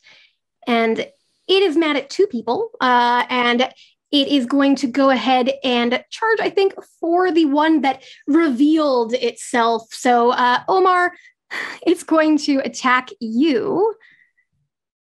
Come and get some. 16 to hit? Yeah, that definitely hits. Okay. And that is going to be 6 damage. Oh boy. All right. That definitely, that's not great. Okay. That is incredible. So it is just literally, it just comes at you and slams its body into you, and then is trying to wrap its oozy body around you. It's not great, but it's not, it hasn't grappled you yet, which you feel like would be much, much worse. However, as this all happens, the flumps are, of course, in chaos. Your lawyer is terrified and just runs away. They are done defending you. This is enough. But the judge moves. It's like, order in my court, order, and is moving to come and help you. But as they do, thank you to Michael Galvis, who donated a wild magic surge and wanted to target the judge, which rolled. It turns into a potted plant. So it gets down, it floats, and then just turns into a potted plant in midair, falls. The terracotta cracks a bit, but it's now just sitting there in a heap. There's a potted plant now with a judge's wig atop its head. Very botanical game so far. Yeah, It's a very botanical game. I'm very into it. And then the gelatinous cube at the witness stand, however, that now wants to help you, again, because of that donation from chat, the gelatinous cube is going to come over, and it's moving towards you and the slithering tracker, Omar, and it is going to attack the slithering tracker on your behalf. And it manages to kind of get part of its tail inside of it. It's kind of trying to pull it off and away from you. Seems to be quite helpful. And then it is going to be your turn, Omar. I'm not like thinking any strategy or whatever. So this thing is attacking me. I'm just gonna dagger stab it. Okay, go ahead and give that a try. Okay. Would you say that a 19 hits? A 19 does indeed hit. All right. Here we go. 5 damage. 5 damage. Ooh, it is so close. Great. So close. You do 5 damage. Would you like to try to run away and make it an opportunity attack? I'm stuck. I can't. I don't know. All right, so it's you and the cube fighting this creature, and we go to the next in our order, which is going to be Bella. I'm gonna try to actually, you know what? If I'm in my manacles, I'm just going to, you know what, buddy? Sacred Flame. Right. Yeah, dexterity save, right? Yeah. Okay. 15? 15 makes it. Oh, Yeah. it's almost a 9 and then it rolled over to the 11 and it did not want you to do that. Run, Do you do that? unicorn! Run! Yes, the unicorn starts to gallop. You kind of glitch and kind of get left behind for a second, and then it just like bops you back over onto it as you are running for that exit, and it is Archon. Wow. Okay. So we're still manacled. We've got a cacophony in the courtroom. Yeah, Archon just starts. He actually starts shaking the manacles a little bit and making the chains kind of make a tinkling sound that mixes in with the cacophony from the courtroom and all the flumps and all the farts, and casts dissonant whispers at at this tracker with all of the noises basically kind of aiming voices of actually they all just sound like they're whispering objection. I love it. So it's just it's that is a wisdom 13 save. Ooh, I got a 15. But it's half damage, right?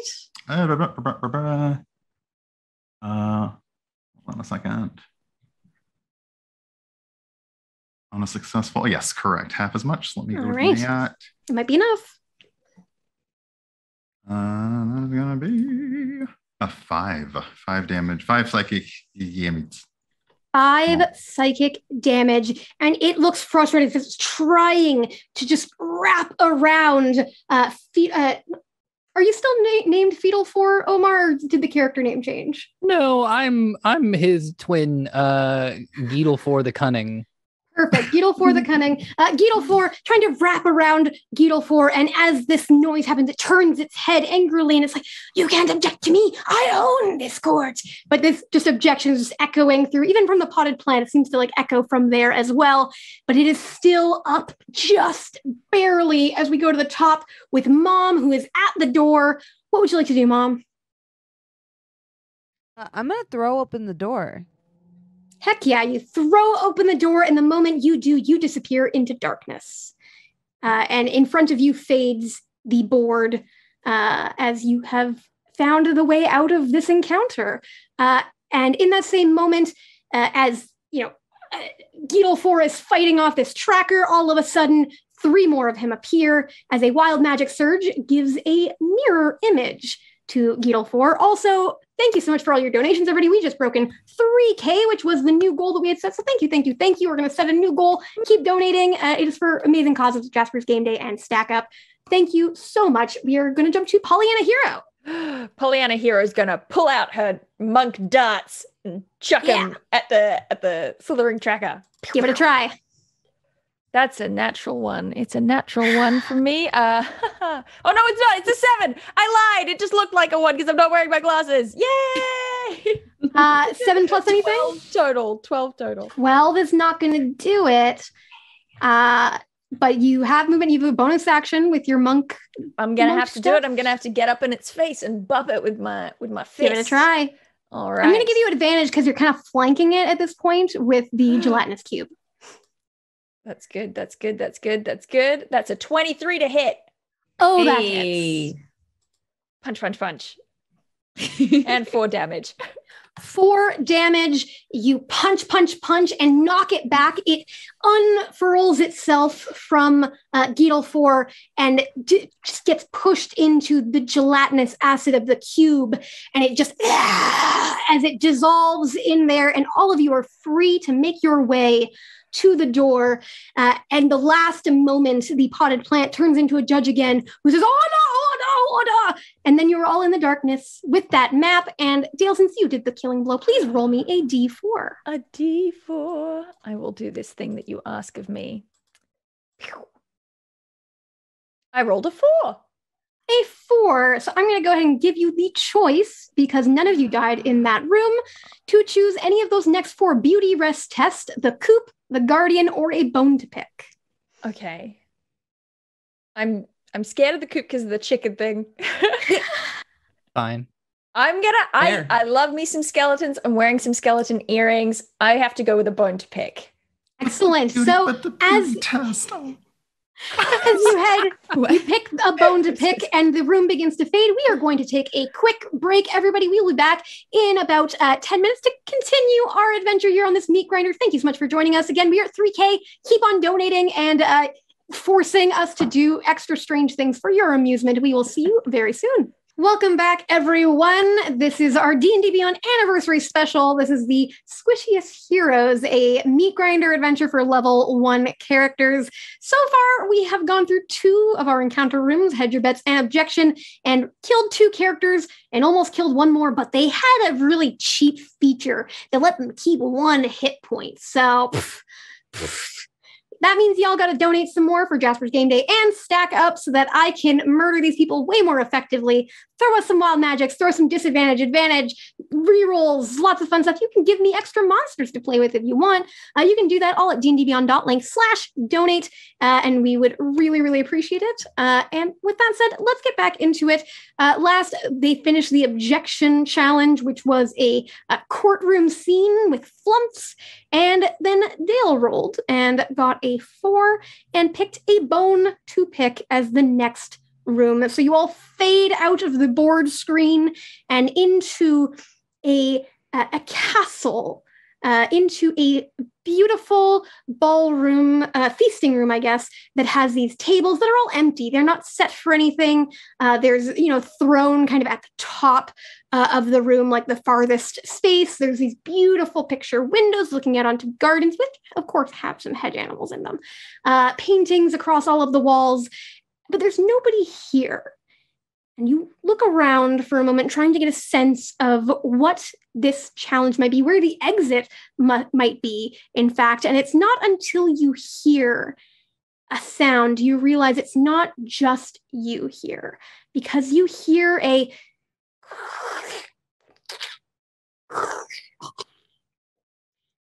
and passive perceptions, I believe 13 was Bella and Gettelfor.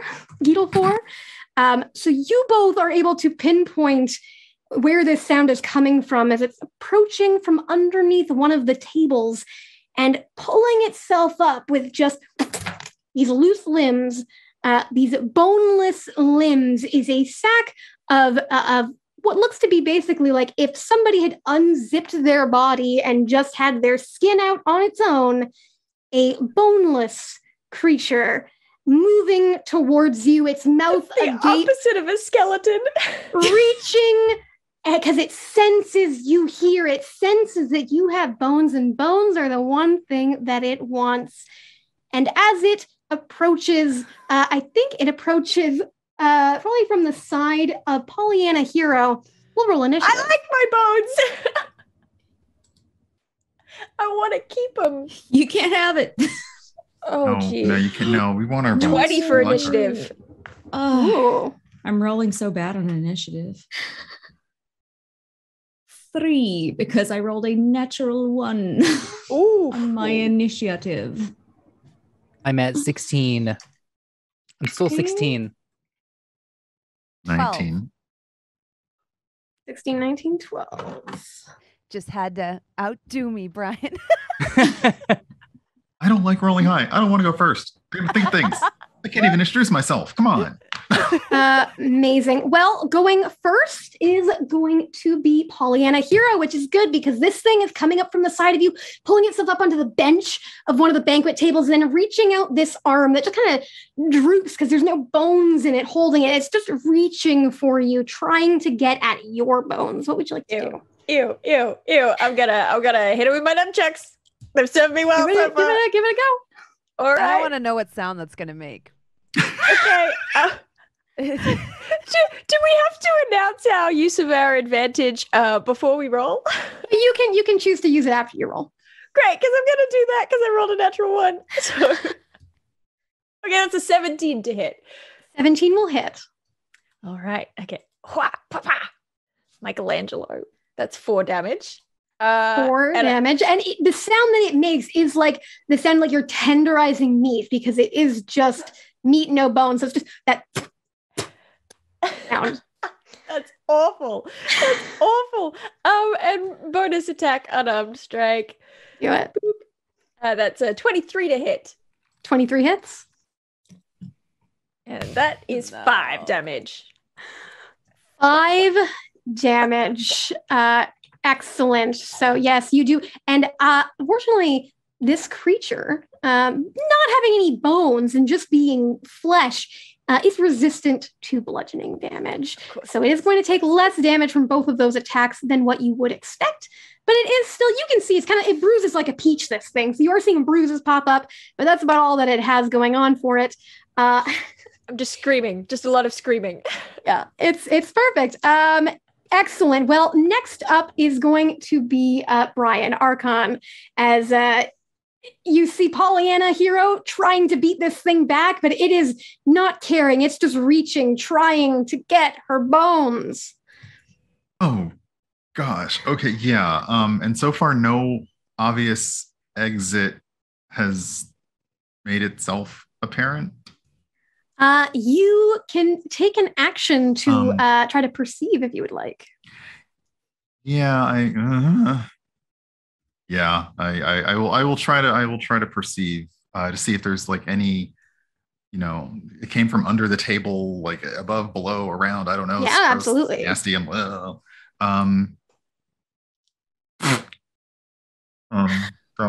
that's awful. That'd be a 5 on my perception check. A 5. You give a look around and you can see where you would think there probably would need to be kitchen doors or doors to the outside or double doors to exit and enter this beautiful large room. There are no doors. Not any that you can see in the moment, anyways. You still have bonus action and movement if you would like. Yeah. If it's kind of come, I don't even know what to call the bone. Oh, well. It's a boneless. It's a boneless. Okay. Is it come from under her tables on the floor? Where is it? It came from under a table and it's just kind of plopped itself onto it and then flopped itself towards Dale. Yeah, if possible, I'm just gonna back up a little more because I'm really grossed out by those. Yeah, that seems like a very fair choice, and that's pretty good because it is its turn next. And the one just trying to kind of knead some dough right there, it's going to attack you, of course, Pollyanna Hero. So it gets to make a couple attacks. So first attack is an 11. That misses. That's good because if both hits attack you, it can do extra stuff. But since one didn't hit you, even if this one hits, it can't be extra bad. 16. That hits. That one hits. So that is going to be, I rolled max damage. So that's 7 bludgeoning damage. Is that enough to take out Pollyanna Hero? Not quite. Ooh. Very close, so but not quite. Is just literally, it throws itself at you. And the first time it misses and it just splats on the ground to the side. And then it just kind of pulls itself up again and just kind of slams itself over to you again, landing on you, managed to push it off, but that did hurt. That is its whole turn. And so then up next is Geetle 4, Omar. First, I will turn to Pollyanna. Hey friend, why don't you catch this hot right out of the oven bardic inspiration. There you go. You're doing great. And hey, if they knock you down, just get right back up, kiddo, and you'll be good. Don't worry about it. Okay, now that we three, because there's 3 of me. Because yes, there's actually 4 of you. 3 of them are there's doubles. 4. Yeah. Okay, quartet boys, what do you say we do some damage? And I'm going to rush at the boneless with my deck. Love it. Picked better weapons. Bard, are you guys a barbershop quartet? I love that for you. Yes. Yeah. And as a joke, we kind of turn to each other. You're a little pitchy. I need you you're at an A minor and I need you at a B. Okay. And it's very much like Smash Bros. Where all of them just have a different color shirt. Yes. So you can differentiate them. Thank you very much. That's going to be great for the merch after this episode. So yeah. All right, let's do it. Even though it's just me. And we do sing as we attack. And attacking with my dagger. Does a 23 with a nat 20 hit? It sure does, and double your dice. Okay, here we go. Ba-ba-boom. That's going to be a total of 6. 6, that's still pretty good, and it's not resistant to piercing damage because it is just flesh, and flesh is pretty susceptible to being stabbed. So you just slam into it, it kind of just goes right through it like butter, just in onto the rock floor beneath, kind of reverberates up your arm a little bit, but as you pull it out, you manage to kind of slice across and just kind of like, now kind of the arm. Again, there's nothing inside of this thing, really. It's just flesh. It just opens up, and now it's just kind of like this, it's just flapping in the wind. Like those, those store things that just kind of go like this. Yeah, if there's a breeze, it would definitely be doing that. Oh. But you've hit it. It's definitely hurt. Is there anything else you'd like to do? Any movement? I'll step away, just step back. All right, it's going to reaction attack you. Oh, yeah. You know what? Bring it. 17? Oh, yeah. Oh, wait, sorry. You have to roll first, see if I hit a mirror image instead. Roll a d20 for me. Oh, that's right. Yes. It's a very good spell. Thank you, chat. 11. 11 is exactly what you had to roll for me to hit a mirror image. Yes. So it hits a mirror image instead. 17 hits that. So one of your barbershop quartet members gets hit by this boneless. It just kind of covers it. And then in the moment the magic disappears, it just slams down on the floor with a splat. Okay. You didn't take any damage. So that's pretty good for you. Yeah, but we lost our soprano. Those overtones are not going to hit anymore. That was 18. So then next is going to be Jasmine, 12. Jasmine, as you start your turn, Mom, you feel, because of this wild magic building up, you feel this kind of just fiery feeling underneath your skin. And you have a sense that it's only a few seconds before a bomb goes off, but you have a turn before that's going to happen. I feel like what happens is I hit the tilde button and open up the console, and I'm like, oh, let me just delete this weird fleshy thing because the sounds are just too much for me. And instead, the party, this is going to be my actions to warn everybody else. The party sees like a giant fireball beginning to come down from the roof of the area we're at. I love it. I will give everybody the ability to use their reaction to move away from Jasmine's character. Run, unicorn! Run away!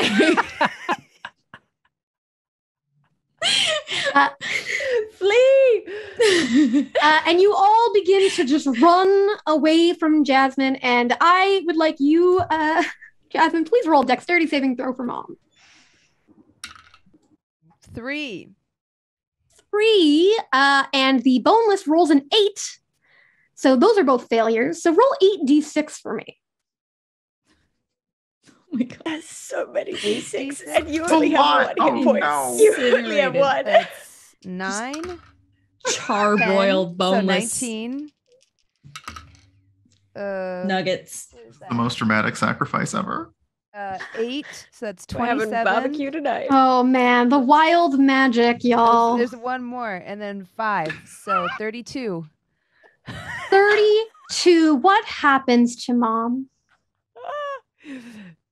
She just says, "Oops."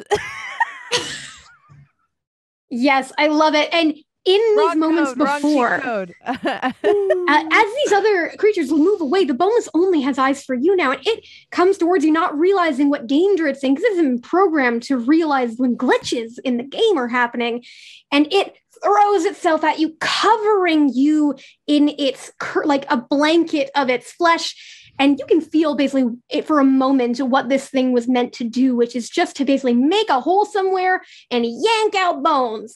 It doesn't get too far, though, before the fireball goes off. And both the boneless and Mom are no more. But then a beam of light shines down, and who appears, Jasmine? A dragonborn that's just strapping in muscles. Ooh. Whose name is Boneless Chicken Wing. Appropriate. Great. Boneless Chicken Wing drops down. It's one of those glitch characters almost. So you drop down And as you do, from where this kind of boneless is, what's left of it, it's almost a bit of liquefaction that happens. So it just kind of goes into the the grooves of the floor, and as it fills these, it kind of moves towards an incline. And following it, you're all able to discover under the table a trap door that reads "Exit," and you are able to leave this level. And I would also like to note, as this is happening, Nora, your unicorn glitches a few times trying to get down into the trapdoor. It doesn't have the right assortment of limbs, but you gain resistance to all damage for the next minute as that glitch occurs. So in the next room, that's going to be pretty good for you. Ooh. Jasmine. Oh, go ahead. Oh no, I was just like, I don't know if it's my armor like adjusting to this like humidity or whatever, but like I feel really good. Oh, amazing. Jasmine, since you defeated that monster, please go ahead and roll a d4 for me. And since somebody did die there, you all won't get to choose. It'll just be whatever this number leads us to. 2. 2, that is going to be the puzzling passage. So you all see as that dice rolls across the screen, and then your kind of icon moves over a puzzling passage and it zooms in, and then you all find yourselves in potentially the same castle. They've reused a lot of assets in here. And you can see just this hallway lit with torches, and at the end of it, a wall. That from a distance is hard to read, but it looks like maybe there's some chalk writing on the wall, but nothing else that you can see that appears to be an immediate threat. What would you like to do? Well, hot dang. Oh, yeah, that's right. Oh, no, yeah. I would like to cast Detect Magic. I love it. You cast Detect Magic. And as you do, you get a sense of this passage not really having any magic until you reach that end, that wall at the very end, which gives you a sense of transmutation magic. Great. Again, I don't have any D&D knowledge anymore, so I turn back and I go, it's transmutation magic. What? Okay. And I walk back. What is that? So can we go? What does it mean? What is it? And I turned to everyone. What does it mean? Are we good? Are we okay? Joanne, is that your name? Joanne Hero? No, it's Pollyanna. Are we good? There's nothing else. Someone please. Someone please. I just feel this is a great moment as this kind of babbles on. Jasmine, what do you forget? I forget what type of streamer I am, and I think I'm a speedrunner. Like, you just suddenly see mom get a lot sweatier. Oh, yes. So my character looks over at Omar's and is like, we don't have time for this. Come on. We got to get through here. Otherwise, we're going to mess up our split times. Oh, I don't want that, I guess. Okay. I don't know what that is. Let's go. Start knocking on the walls. Oh, no, those ones are fun. Those are just rocks. There's a wall hack here somewhere. No, I detected it. Jasmine, roll me a d20. Oh, okay. Oh. 15. 15? Okay, you're just kind of knocking on these walls, and you do notice that, like, as you're doing this, none of this is, like, interactable at all, except for the torches. And just in the moment that you, like, go over to them, you briefly see kind of something glitch in that just says, like, douse. I do that because I'm in hardcore gamer mode now. I'm sweaty. Absolutely. So you douse it, go to the next one, douse it, slowly making this hallway darker. What is everybody else doing? Moving towards as much light as we still have. If it's yeah, I'm like, hang on. Chicken wings is making it darker out here. Absolutely. We should get closer together. Here, can you hear my voice? Follow my voice. And you all move towards the wall, and as you get closer, you are able to make out the words on the wall, which also has a torch on it, which reads, find the path to that which is so shy, it cannot show its face. Oh, it's a clock. Clocks have faces. I figured it out. Shy. Feel it. Find the path. But clocks are always showing their faces. Yeah, well, it's Yeah. a shy clock. Thank you for the condescension. Okay, I appreciate it. But it can show its face. Yeah, but it's not. 'Cause otherwise, it's not really a clock. Like, if you can't read it, if you can't tell the time on it, is it really a clock? I'm sorry. What is your specific feedback here? Because Maybe it's a watch. Maybe it's like a pocket watch, because then you close them and it doesn't show its face. thank you. That's Like constructive. it's shy. Yeah. Which Oh, one of you said that? I'm Which- so confused right now. well, you know which. Okay, you're making fun of me at this point. Wait, if it's And shy, is more it hidden? torches are being doused coming towards you as a boneless chicken wing goes through and is just dousing. So it's getting darker and darker, but you still have light over here at the moment. Okay. Let's see. The face of, and it's going out. Why don't we? Hey, real quick. Why don't we take one of these torches just to be safe? But if it's dark, then none of us can show our face. Is that the thing? That's true. Oh, We have Oh, faces. wait, okay. That's true. yeah. All right. Yeah, maybe it's shy, so that in the darkness it can speak. Maybe it's a voice. Okay. Yeah.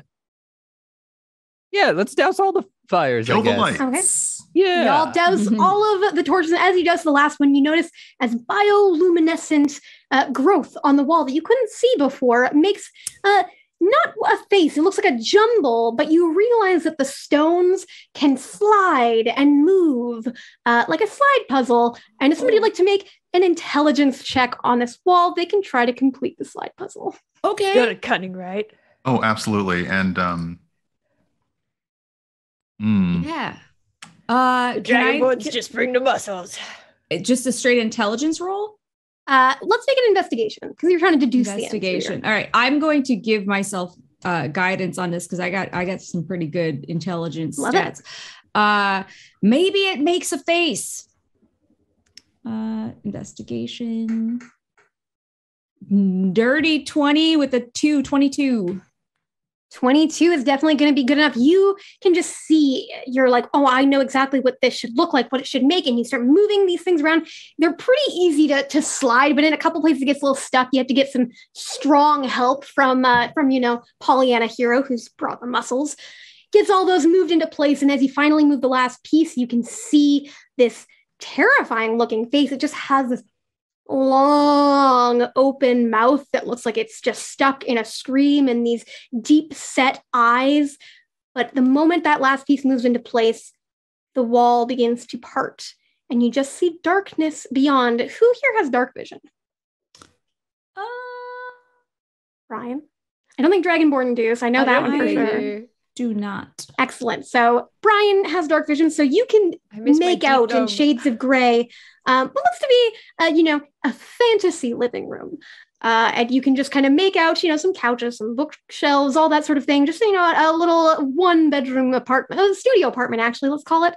But fantasy, it's a video game. And to one side, you can kind of see a little bit of movement in one corner, kind of in what it looks to be like the living space area, but you can't quite make out what it is. There's definitely movement, though. And you also see directly across from you an exit sign that just briefly glows, but not enough that anybody else can see, but you know where it is. Yeah, doing like the kind of in the mouth over the shoulder, like it's like in a pointed room, but the exit's in there, and maybe something else. It's a What- room. It's a dungeon IKEA. I'm not sure. Okay, it's a room. It's a living room with books and a couch and something some vague thing moving in the corner. I think that could have been Ryan, the end make of a the stealth couch. check for me. Can I light a torch? First, let's do this stealth check and see how it goes. Hold on. Let me roll up. Do I have anything else here? It's a 12. Okay. 12. So yeah, you're trying to whisper, Oh, but sorry. Oh, it says 14 on the D&D Okay. Beyond, but either way. probably adding that extra. But yeah, so yeah, you're whispering and you're doing pretty well, but when they start kind of talking over each other, you have to be a little bit louder. And you notice as you get louder, movement from that thing in the corner, almost like something has turned to look, but it Okay. doesn't move. Was definitely Somebody not else the wanted to corner do of a couch. something. I mean, can I light a torch so I could see what I'm looking at? If you want to light a torch, you can. All right, that's what I'd like to do. Hey, as you light the torch, it just burns to life. And as soon as the light kind of fills the space, you hear as the creature that despises light, that is too shy to show its face, turns to you, mouth open wide like that of the picture, as a Bodak comes to attack you. Please roll initiative, everybody. No, this is bad. A Oh, dear Bodak? Lord. You looked I it love up, the didn't sounds you? of players I'm just- Googling I am image. looking I am up Google what's- imaging these things and I'm like, oh my God. Yeah. I'm too scared. Dirty Okay. 20. Oh. What are we Ooh, fighting? Bodak yellow came up, so I just see Cardi B's face. Initiative, mean- yes, initiative for me, y'all. You're not gonna believe this, but 16 for life. Nice. 17. You hacking over? I don't cheat. That's I a just dirty succeed. 20 for me. Sorry, what was that, Nora? Dirty 20 for me. Dirty 20? 10. Jasmine? 13. 13. So it's going to be Bella up first. As you light this torch, light fills the room, and then you see this face in the corner that is just this wide-mouthed creature. And actually, I believe it has an aura effect. So let me make sure that I pull it up before I tell you what to do. Ha ha ha. And I get to give a player disadvantage of my choice, says Joe Star. Thanks, Joe. Who haven't I killed? I haven't killed Billy yet. I haven't killed Why, Joe? Why? Archon yet. So I'm just Thanks, gonna Joe. roll a d6 and see who gets it. I didn't even say who was what. Okay, I'm gonna roll again. Odds are gonna be Nora, and evens are gonna be Brian. That's gonna be Nora gets disadvantage on her next roll that she makes. Okay, so yes, Aura of Annihilation. You are within 30 feet. So just so you know, if you end your turn within 30 feet, you are going to take some damage. Which I have resistance to. Is it been a minute? Or no? Has it been longer than It has not. So yes, you will have resistance to all damage. And you are within 30 feet. And you can see the Bodak. So make a Constitution saving throw with disadvantage because Oh you just got that from Joe. no! Joe, why? I will remember this, Joe. But it's with 17 with disadvantage. Ooh, very good. Then you are fine. That could have been very, very bad. But yeah, so go ahead and take your turn. That is what happens at the start. Okay. Seeing as how it reacted very violently to just a torch, I'm going to cast Guiding Bolt on it. I love it. So that is a 24 to hit. Yes. Yep. Uh-huh. And it takes 17 points of radiant damage. 17. Oh, that's pretty good. Yeah, that's gonna be very good. And they have now next attack roll on it has advantage. So it's tasty. Anything else for you? You have movement if you'd like to use it. I'm gonna move a little bit away from it. Sounds good. I'm assuming towards the exit. Yeah, towards the exit. Excellent. So you move away as much as you can, kind of skirting around to the wall Come towards unicorn. the exit. And then it is going to be with a 17. It is going to be Archon. Wow. Okay. Seeing all this, with an eye on the exit, but on whatever this thing is, because we're still like it's still lit in here, and we can see this horrible, gross. Yeah, there's a nasty-ass torch thing. lit, so you can see it. And apologies, I forgot. Bella, you are going to take 5 necrotic damage, which is going to be halved for you, so you'll take 2 necrotic damage. Okay. Okie dokie. Okay, then yeah. Archon starts laughing. It's a very nervous laughter. It's a very like it's almost, and then his face starts to go into this really bad rictus, like he is not okay. And then he kind of just focuses this and looks at whatever this gross ass thing is, and he's casting hideous laughter. Cool. As you look at it, make a Constitution save. Oh, dang it! Oh, I got no save for those. Uh-oh. It's an actual one. Oh, delicious. Because Oh, no. if the saving throw fails by 5 or more, the creature is reduced to 0 hit points. Unless they're immune to the frightened condition. So are you immune to the frightened condition? Oh, where would I see that? It should be in your resistances and immunities near the top by your AC. No. You are reduced to 0 hit points in fear as you try to come up with a joke, and it just falls flat in your mind because of how horrifying this thing is to gaze upon, and you fade from existence. And a light drops down as your new character joins us. Who is it? This character is so you see essentially another character, different color, slightly reddish skin, same horns. Another tiefling rolls in, and you just as he materializes, just hear Lundar, and Lundar is a barbarian. Yes. I would die for Luda. I love it. And you Edgar. probably will.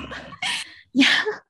And you also just got an advantage from a donation. So thanks for that. And what would you like to do with your turn now that you have a new character?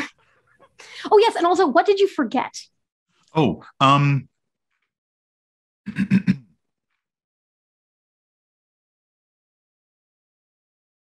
wow, I actually blanked on what I forgot.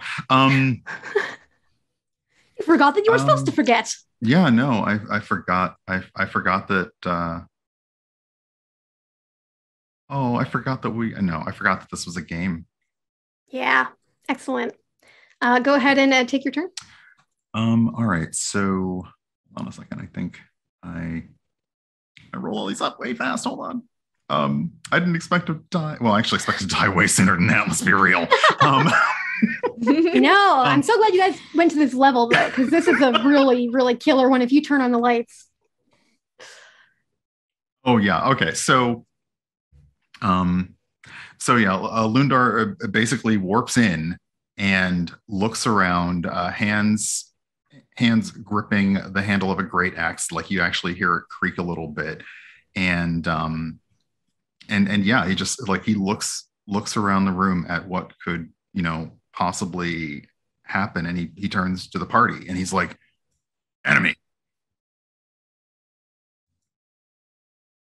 Anyone gonna respond? Yeah. Yes. Affirmative.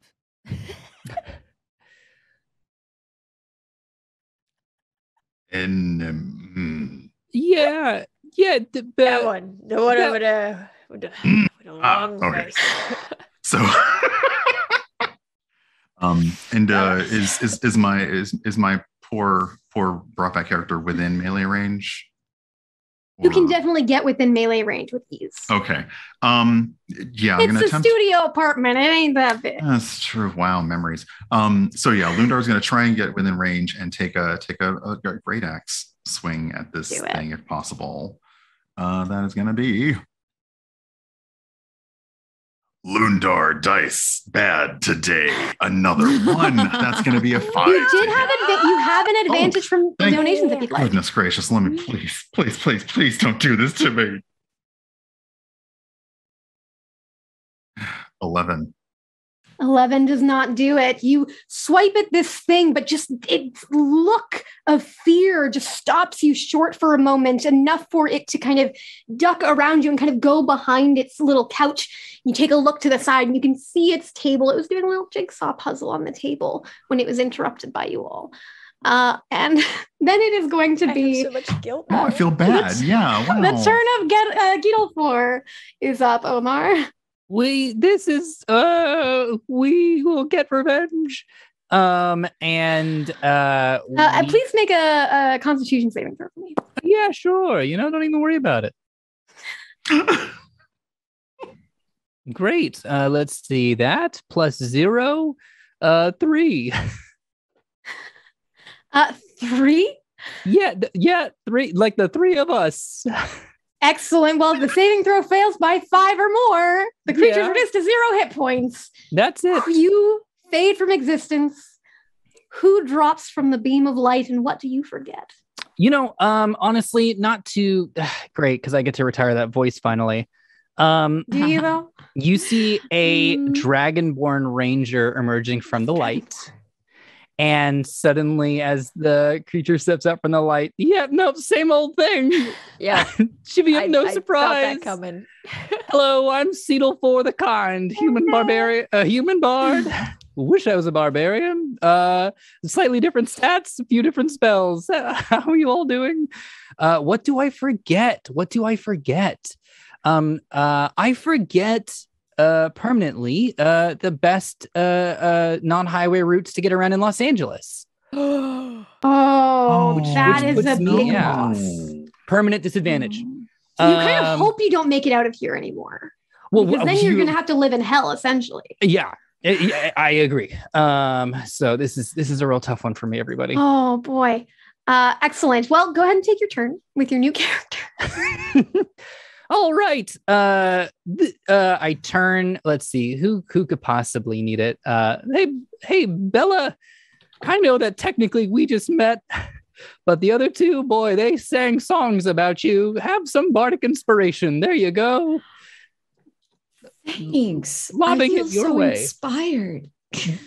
Heck yes. Everyone should. One at a time, obviously, but everyone, in general, should. There's just no mechanics behind it for now. All right. Now, what I would like to do is. I'm a little less sweaty. It's great. Oh, that's great. That's very good. I am going to pull out my short bow Mm-hmm. and arrow to the face. Let's go arrow to the face. Do it. All right. Tell Pretty me, does an 18? What was that? What? It's Whispered the critics- Bodak. It's got a long face. Oh, okay. That was a pretty good joke then. 18. Does that hit? 18 hits. Wonderful. And take this. 3 damage. Oh boy. Yeah, it's kind of it's like just kind of peeking over the couch. So it can still make eye contact with you all and do that awful damage. But it is not like really far out. And then it kind of ducks down as you hit it, and it just gets into its hair and it just kind of swipes across the top of its head, leaving a scrape right across the top as it goes into a poster of a poster of a goblin band called Stink behind it. And it just kind of like looks at it really sadly and then looks back at you with just like the wide open mouth. My bad. Are you moving?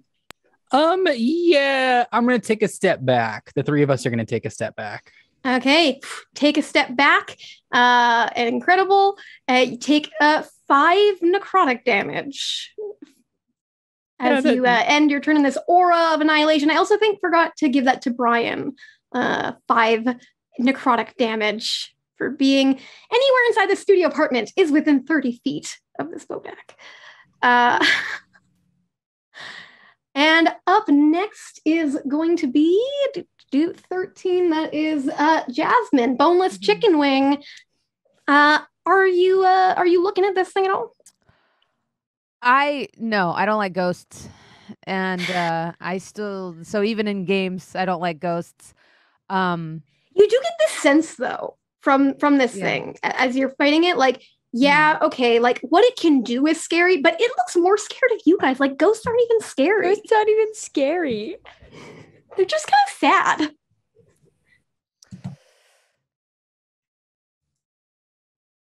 No, still no. I'm gonna instead clap a hand on Brian's character and say, even though he's forgotten that this is a game, say, and heal him for 5 HP using my lay on hands pool and say, one of us has to get to Bernthal.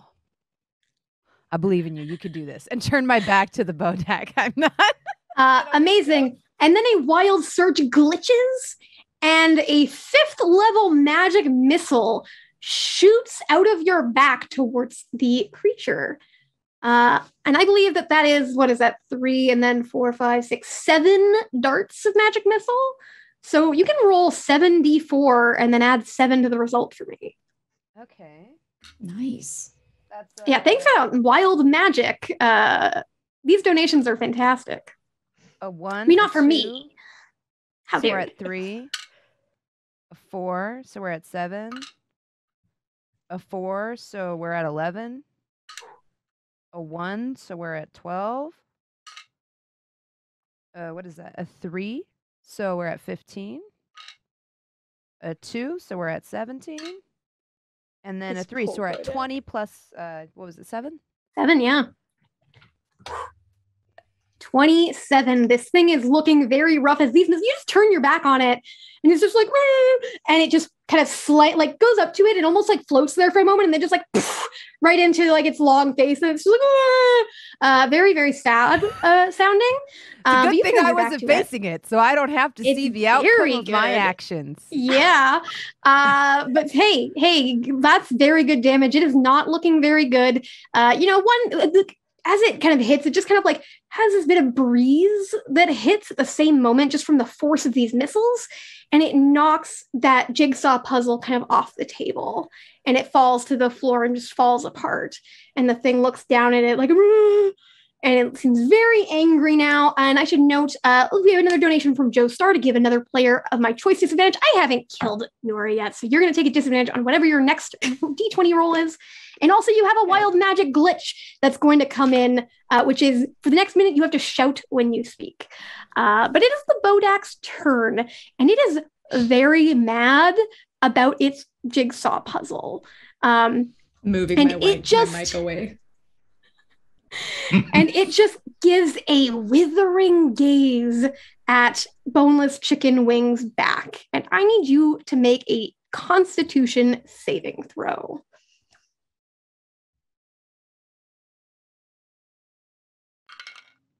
13. 13 is just a success, so you will take half damage. And a donation from chat, Dale gets an advantage. Oh, I rolled. So this is going to get halved, but I did roll 2 10s and a 9 and a 4. So it's probably more than enough because it's going to be like 16 damage. Yeah, I only have 11 hit points. Wait, but if it's half, that would be 8. No, 16 is halved. Oh, yeah. I had 33. Yeah, I die. So it just turns angry at you for ruining its jigsaw puzzle. More than getting hit, it's been working for days on that puzzle, and it just gives you this withering stare, and you disappear. And light shoots down, and who appears, and what do you forget? The Punisher appears. Okay. And I forget that I'm Jasmine, and I think I'm John Bernthal. Yes. I'm sorry, I'm Absolutely. counting it up. It's for charity. Okay. Please It's take an fine. inspiration, Jasmine. I would like to give you an inspiration. Excellent, amazing. That is the Bodak's turn, and it just kind of it also crawls over the couch and just tries to grab the pieces of its jigsaw puzzle and put them back. And then with a 10, is going to be Pollyanna Hero. How's it going, Pollyanna? I feel so guilty, but I just need to remember that this is a video game. It's a video game. It's a video game. It's a video game. Is it? It's a video game. It is a video game. And so I'm going to very self-sacrificially, because I am Pollyanna Hero, run right up into the face of the Bodak, and I'm gonna Make a hit it with my Constitution nunchucks. saving. I forgot about that. Okay. All right. Well, you might be fine. You know what? I'm going to use one of those advantages that I've got. That's a good idea. Great. Okay. Oh, great. Oh, dirty 20. Then you are fine. Oh, great. I'm going to hit it with my nunchucks. Do it. Bow, bow. Okay, the 24 to hit. Oh yeah, that hits. Bap. That's 6 damage. 6 damage. All right. And then I would love to follow You up just like with hit its hands as it's like reaching for jigsaw puzzle pieces. Like, ooh. I'm so sorry. I'm so sorry. I'm so sorry. And then my unarmed strike is only a 9 to hit. A 9's not gonna do it. Are you I have- moving back at all? I have you one have more some- advantage. Yeah. Because chat's just I being mean, I good think to you me. also have. Yeah, so do it. Go ahead. Oh, I have and- inspiration too. Oh, but that's only a D4. And you I'm- also I'm- have. I mean, you can spend a key point. I think flurry of blows. Do you have that at level 1? You don't get them until 2. Oh, until level 2. How gosh. sad is that? Then And that's a never 13. mind. But It's a yes, 13 to hit. 13 does not hit. Also, my Um, inspiration's a D6. It's a D6? Oh, It's a D6 well, because I'm then generous. Let me see. Where's the... Gotta find the button. I will say you need to roll a 2 on that d6. Okay, You can all do. right. I believe in you. I believe in me too. It's a 2. So 15 That's to exactly hit. what you needed. So roll the damage. If you roll a 5 for damage, you've defeated it. 7 total. Describe how this happens.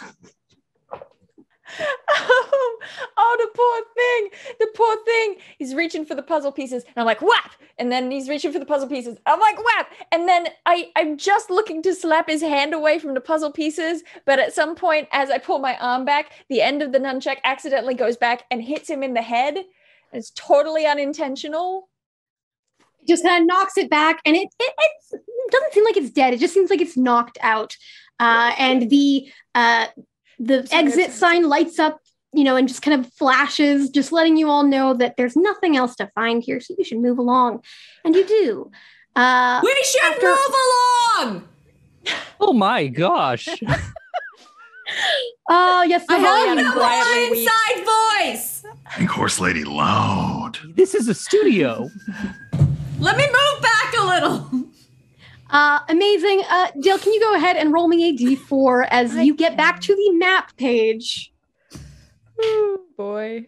That's a 1. A 1. Oh, I'm so glad my foreshadowing will get used because you enter a beach scene. And it is loud, and there is a stage. In fact, there's a stage facing another stage. And upon one stage is a group of 5 goblins preparing instruments for what you can read on a sign is a battle of the bands. I love instinct. It's instinct. And, and you know them, of course. Those of you who have died several times, you have more knowledge about the the lore of this game world, which, Lance Gas, Musty Dinner Steak, Hayfleet Braces, Nosy Cologne, and Hiss Jerk Septic. And the other Musty stage gal. has instruments, and somebody turns to you, like, well, we've been waiting for you. Get up there. And it seems like you need to play in this battle of the bands to beat these goblins. I just need to warm up my vocal cords. There are, of course, you can tell me what instrument you play, or if you're a vocalist. We'll just go through each person. We'll start with Bella. Lead singer all the way. Fantastic. Seedle 4. Seedle 4, I you know what? With this kind of rockin' group, I'm playing the pan flute. Perfect. Lundar. Or also would play pan flute, but we'll take drums. Excellent. Pollyanna here. I just looked up my proficiencies, and apparently I'm a flautist. Oh, perfect. This is the other band is like getting ready for a rock show, and you guys just have something else going on here. And Punisher. Oh, well, what I'm really good at is, screaming. Being like, oh, so probably. You want to switch? Totally down. You guys can duet on the lead singer role. We can have both of them there. And how this is going to work is I'm going to let you, on your turn, you can attack or use spells, and anything that would do damage is basically going to drop the morale of the opponents, and they are going to attack you the same way. So if you were going to make a dagger attack, maybe it's that you're playing, that small instrument. Maybe you're using bludgeoning to play a drum. So you can flavor that in any way you like. Whatever weapons you have, that is how you can use them. Alternatively, if you prefer to make a performance check, you can do that instead. And then we'll just figure out the damage die based on how well you do. And the Goblin Band is going to attack you in the same way. They are just going to use normal attacks, but I'm going to flavor them as music. So let's go ahead and roll initiative.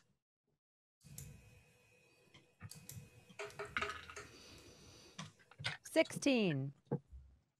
I rolled a 9. I got a 6. Is the minute over yet? I think that it's at least got to go through the introduction of the song. Okay.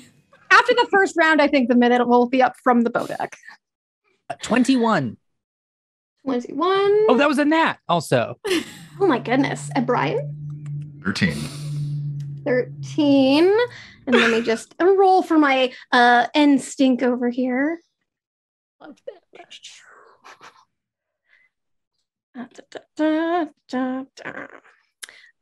All right, going up first is going to be your pan flautist, Seedlefor.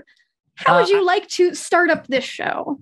I would like to just inform everyone that Seedlefor it has the folk hero background. Love backgrounds so much. So while that will not necessarily play into us finding a place to rest or something or being hidden from the law, I would just like to add, like, Seedlefor comes out with a ton of confidence of just like, you probably know me.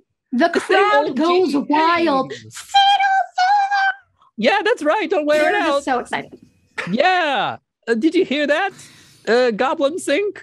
And I am going to cast Vicious Mockery as sort of like the warm up of like our set. Heck yeah. Which of the other goblins would you like to attack? Seems Musty Dinner Steak seems to, be sort of the leader of their group.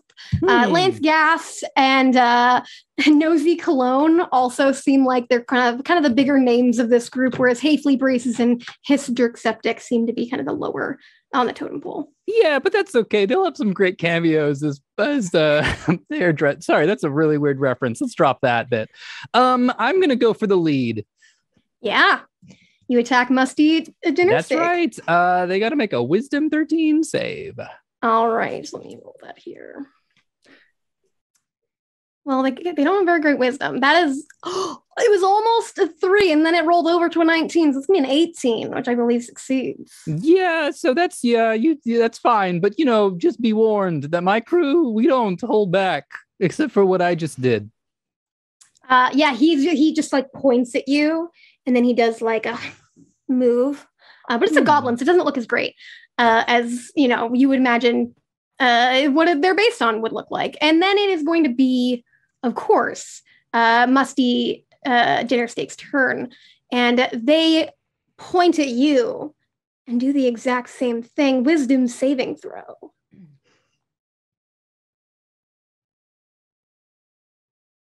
You think you're better than me? That's a 20.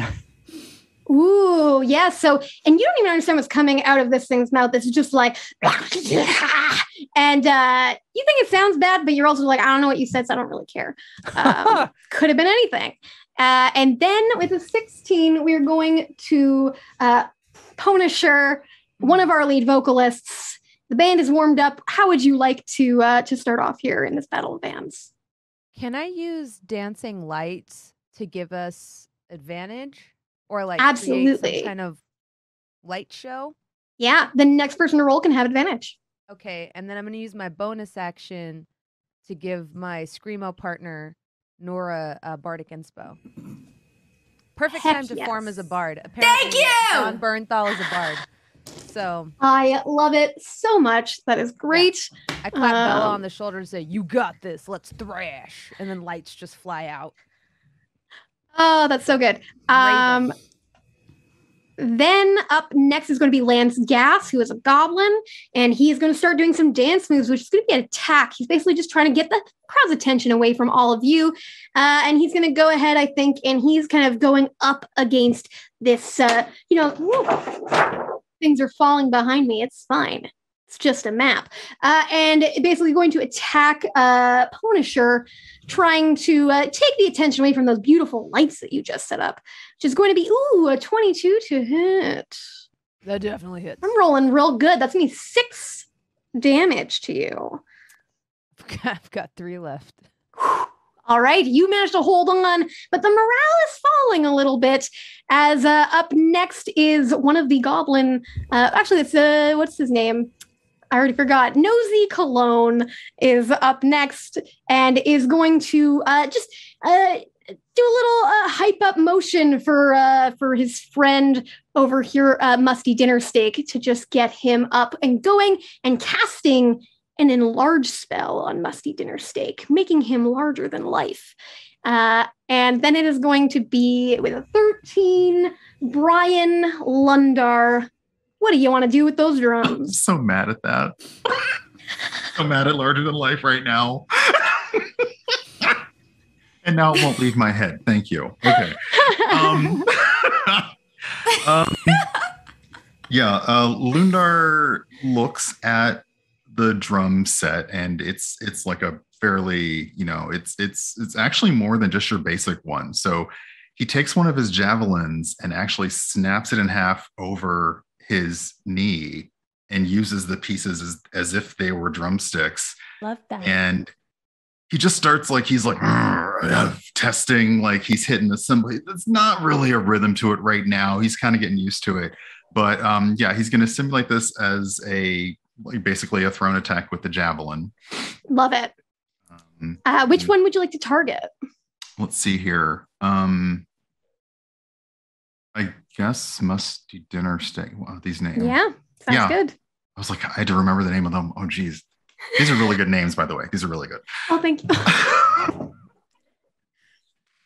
I'll just paste in the chat as well so that you have an idea of...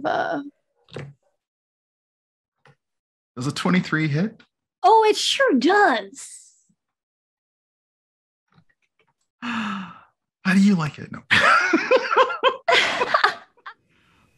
Let's see. That is 5 damage with the javelin drum strike.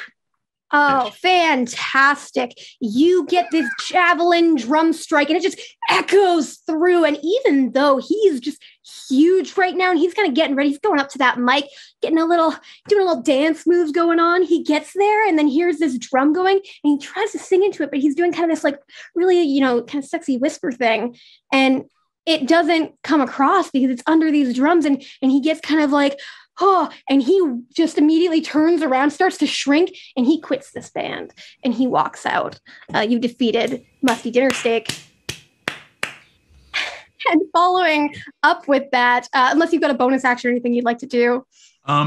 Yeah, because now Lundar's getting, and Lundar like this, Lundar Rage. Oh, so, yeah. Yes, I'm going to enter Rage. I love it. Hatefully Braces is next, and he looks and he sees, Tim Musty Dinner Steak leaving, and just trying to hold this band together. He's just going to try to play the best that he can, and going to go ahead and do an attack, I think, on you, Brian, because you just scared off their best guy there. 8 is probably not going to hit. It does not. They're not feeling great about this with a 9. It is going to be Bella. And just a reminder, you do have a disadvantage on your first D20 roll still. But I have 2 bardic inspirations! Excellent. And I yell out to the audience, are you ready to rock?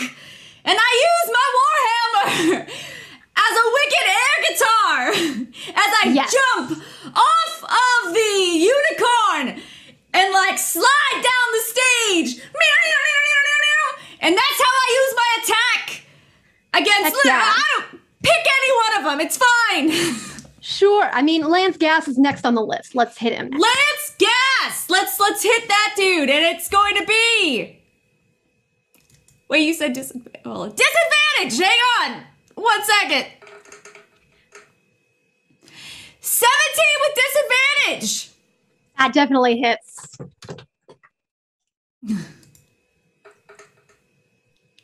8 points of bludgeoning damage. 8 points of damage as you scream this out, and you don't have a real guitar. You just are using the air guitar with your mallet, and yet It's all I need, it just reverberates with guitar energy. You make it seem like there's a guitar there, and it echoes out and slams into Lance Gass's chest, and he just, and then just covers his mouth and looks to the sides, and he runs off of the stage. And then we are on to... Can I bonus action? Oh, yeah, you can. I'm gonna bonus action use my hooves, but instead, like, I'm gonna do a dance move. So if they're, like, I'm just gonna do this. Yeah, who do you want to attack with that? Who's left? Nosy Cologne, Hayfley Braces, and Hiss Jerk Septic, who's the only one who hasn't gone yet. Nosy Cologne! I'm coming for you! So now it's a dance-off! I love it. Go ahead and roll that for me. I'm losing my mind. Incredible. This is a gift. I would like to make that entire thing my ringtone. 17 hits. And go ahead and roll damage. You don't need much.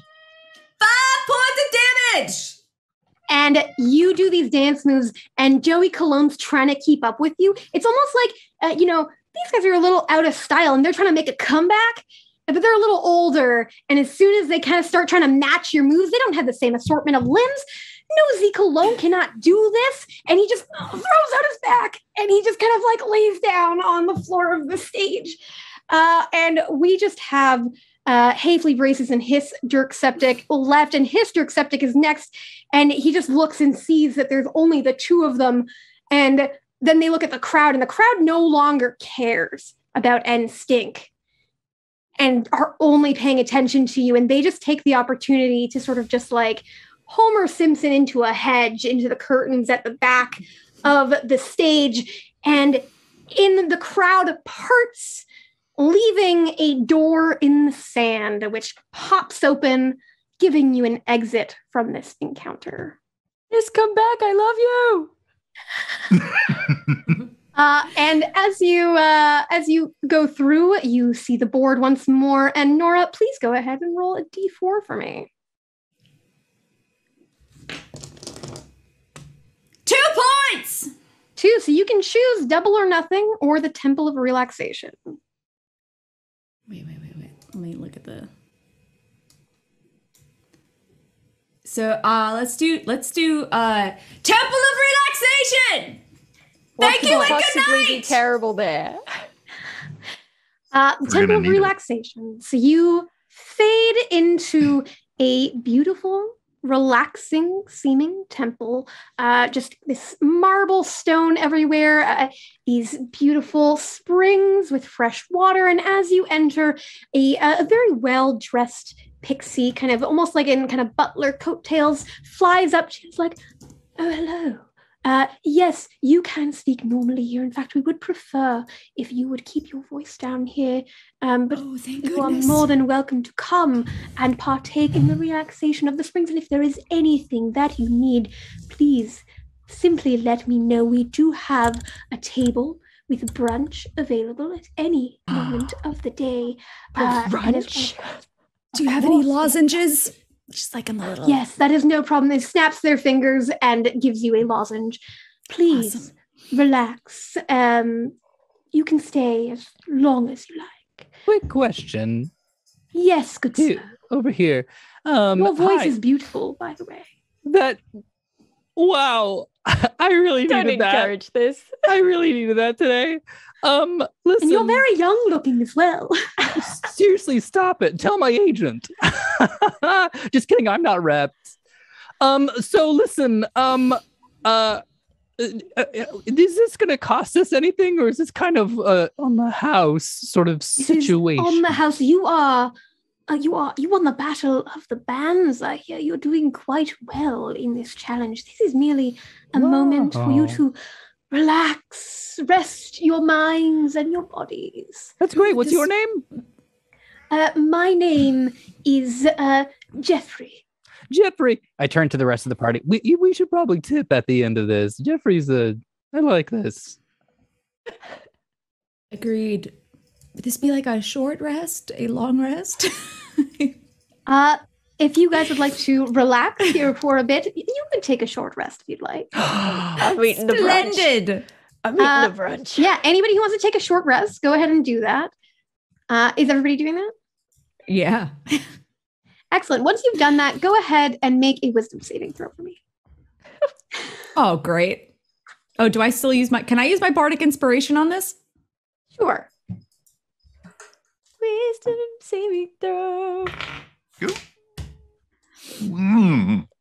So 12. Okay.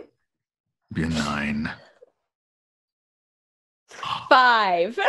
3. 5. Bad. This is Well, real 12 is what was needed. So Bella's the only person who just feels like, okay, I've rested now. And you look and then you see once you finish resting, a door appears on the side. Everybody else, you finish resting and you're just like, oh man, they've refreshed the brunch. There's new options, bottomless mimosas. They've also prepared massage tables for you. And you do not see an exit. You just see more pampering. And Jeffrey comes around and is like, is there anything else I may retrieve for you to help you relax? Can I get some of those hot towels? Of course. And just snaps fingers and you have hot towels. Oh yeah, that's the good stuff. Herbal wrap. Done. Anything you need. And then turns to Bella, seemingly understanding that you have not been that you're ready to leave. And is there anything that I could perhaps get for you, madam? I feel great. Or your beautiful steed, your hedge unicorn here. I don't know. I just looked down like, are you good? Do you need stuff? Seems like when it's not moving, it just seems to be a hedge. Needs? And when it's moving, it's kind of unicorn-esque, but it's mostly just like a hedge that slides. They haven't animated it quite right. I don't know. Like, I feel really good, you guys. Do you see, like, there's the door. Do you guys, like, just want to... Of course, you can stay as long as you like. It's dangerous out there. Yeah, that's a fair point. It That is. sounds true. It is dangerous out there. Kind of smelly at some points. Yes, multiple points. Yeah. Yes. I mean, I can hang out if you guys want to stay, but I mean, Excellent. Can I get you anything, bottomless Bella? mimosas. I don't know. I feel really good. Like I feel like I got like a really good nap.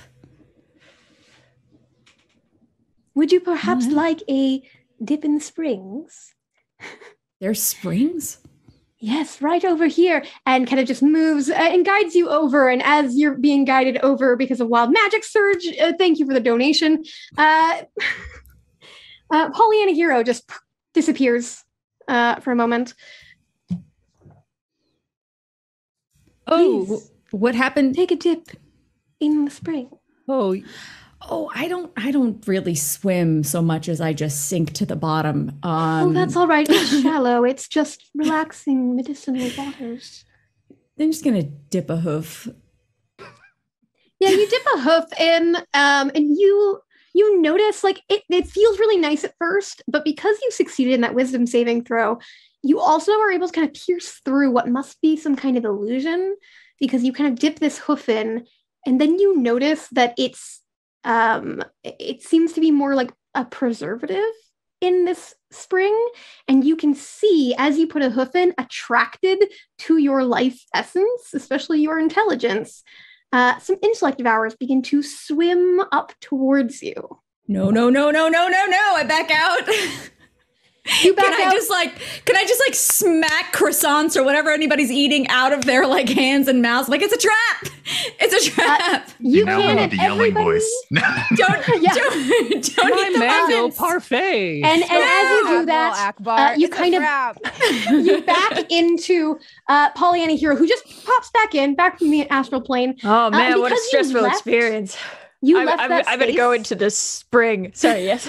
Yeah, you left that space, and as you left, it put your mind into a different mindset because you were able to leave, and you came back, and you can now see the illusions. And you can see that the brunch is not fresh; it's kind of just stale. I mean, it's not like it's not food, but it is just stale, and it just kind of keeps It's like getting a continental moved around. breakfast at a Oh at a yeah, motel. 100%. There's even like the cereal is stale. And you can see now the spring full of intellect devourers that are slowly swimming up, shaking off as they get out of the preservative. And everybody else can make a wisdom save with advantage as Bella smacks croissants out of your hands and tells you it's a trap. Oh man, this place is not getting a good Yelp review. With advantage? With advantage, yes. 17. And yes, from Kevbot MTG in chat, these mimosas are just orange juice. Yes, that is also part of the illusion. 17. 14.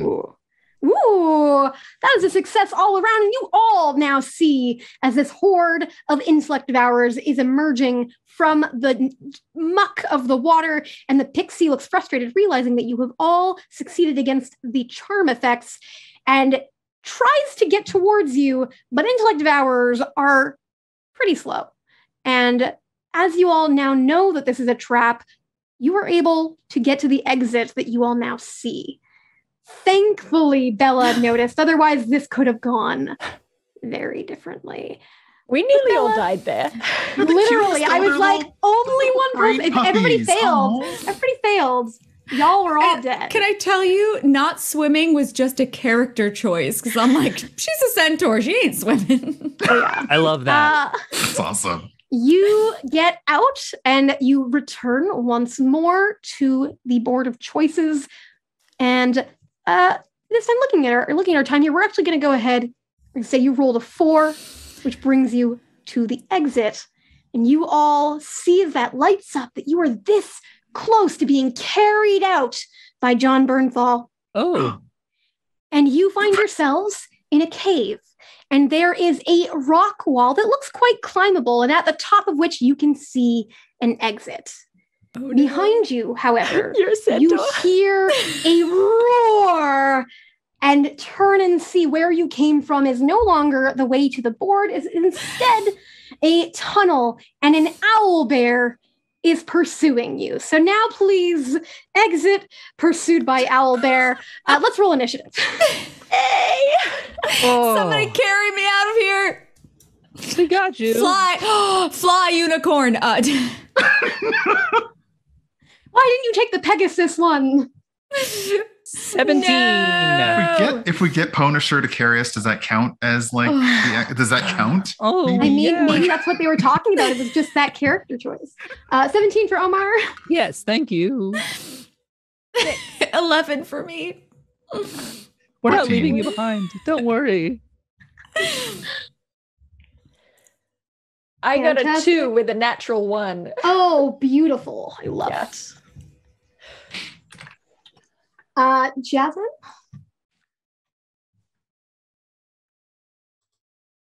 I said 6. Oh, sorry, I missed it. Yeah, and yeah. Brian. I was like, how, That it can't be was my a turn. 14. 14. Well, luckily, Omar, Seedle4 goes first. What would you like to Hey. do? Listen, hey friends, we've come this far. So I would like to cast a Featherfall on everybody. So you would know that Featherfall is a reaction casting spell Oh, that yeah, you can you're cast right. on somebody who is falling. Unfortunately, it does not have any effect until they're falling. But it's a good one to hang on to in this moment. What the heck else am I gonna do? Hey, If only Seedleforth remembered anything about D&D and how it works. I That's know, true. That is completely true. forgotten. no, I'll unarmed strike the mountain. No, I am. Hey, Bella. Just in case. Hey, listen. As long as you're moving, that's progress, baby. Up, down, doesn't matter. Don't worry about linear dynamics. One hoof at a time and screw physics. Let's do this. There you go. All right, there you go. Take some bardic inspiration. It's like a Skyrim horse. It just hey, the Trojans made one out of wood. Anything's possible these days. Just keep pressing X. Eventually, you'll make it up the map. That's what I've learned. Yeah, the Trojans made. The Greeks made the Trojan horse. All right, it's fine. Don't worry. They made one. All right. So here's what we're gonna do. I'll cast Earth Tremor at the owl bear. Sounds good. It has to make a saving throw, right? Yes. Dex 13. All right, Dex 13, natural 20. Sorry, I think it takes half damage though. Is that a cantrip or a regular spell? This is a regular spell. Then it probably half damage. Yes. Yeah, it takes one d6 bludgeoning damage. That's if it's failed. So yes, I have that. Sounds good. So what's that roll? I am finding a clickety clack. That's a 5, so half that. All right, so that's 2 damage. So it just kind of shakes it, stops to stay in its tracks for a moment, and then it just okay. And those are all the sounds that it makes in that order specifically. It's not very well programmed. And then we've got a 14, which is going to be Lundar. Let's see. It's approaching us. It is charging at you, and there is a climbable looking rock wall. And looking at it, you can see there is a more difficult looking path. There's also what looks to be one of those Skyrim-esque paths that you could kind of probably like do a lot of jumping and avoid having to do a lot of heavy work. But maybe something else would happen. Something else?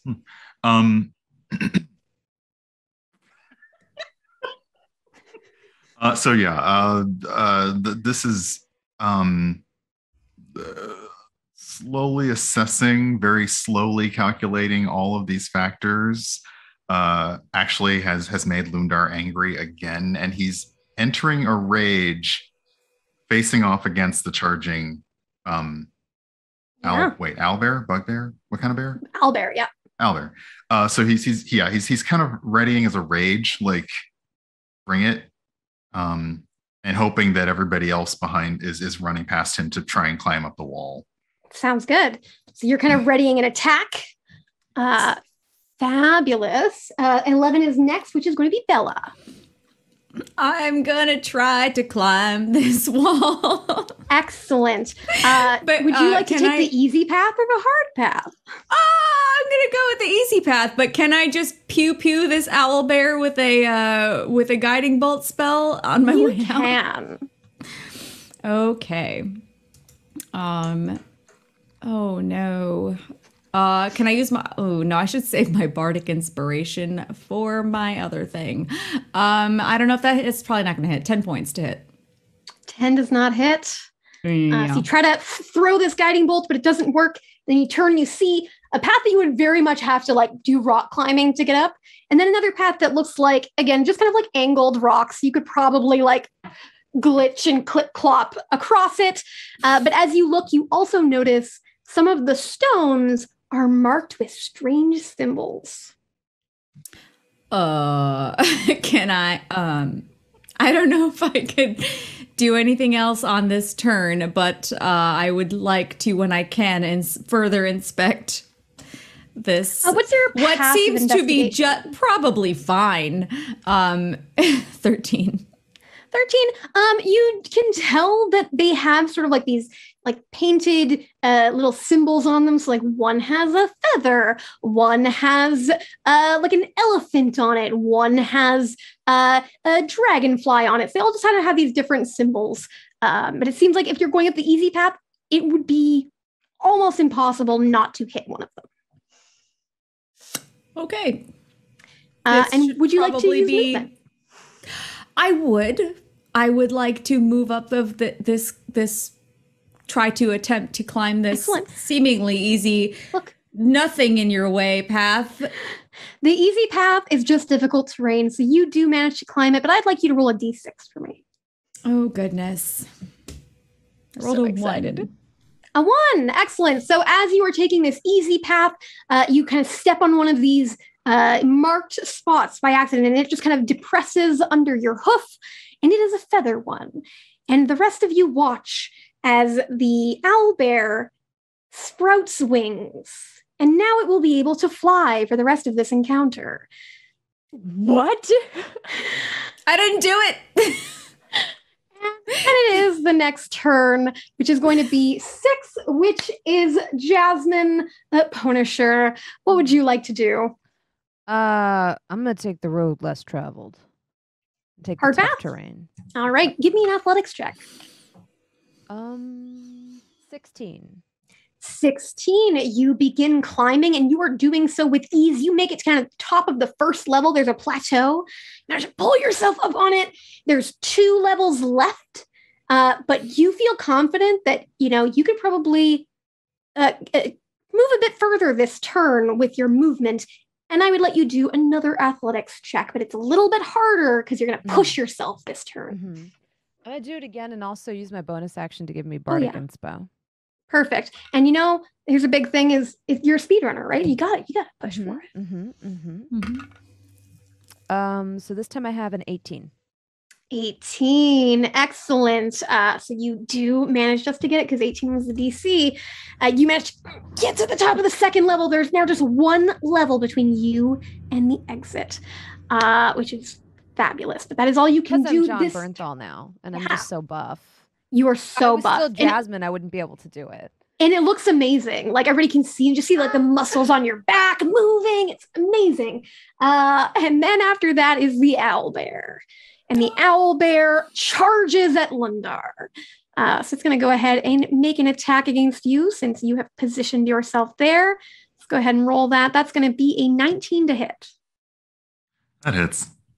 That's going to be 9 damage, but I'm assuming that you have resistance because you're raging, because it's piercing. Hold on a second. Yes, resistance to piercing. So you get 4 damage instead.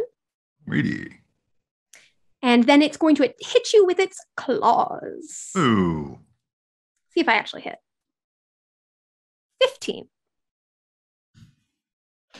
Oh, yeah. Okay. And with its claws, that's going to be 15. So cut in half will be 7. Yeah, Lundar's not looking very good right now. But you're still up. So that's pretty impressive. Managing to hold this thing off as it just swipe, and the wings are just like flying out at the same moment, just growing out of its back. Terrifying. And Dale, it is your turn. Pollyanna Hero needs to make a wisdom saving throw because of a wild magic glitch. Oh boy. It's 14. 14, which is going to be a success. So you cast polymorph on yourself, but you choose the animal. I choose the animal.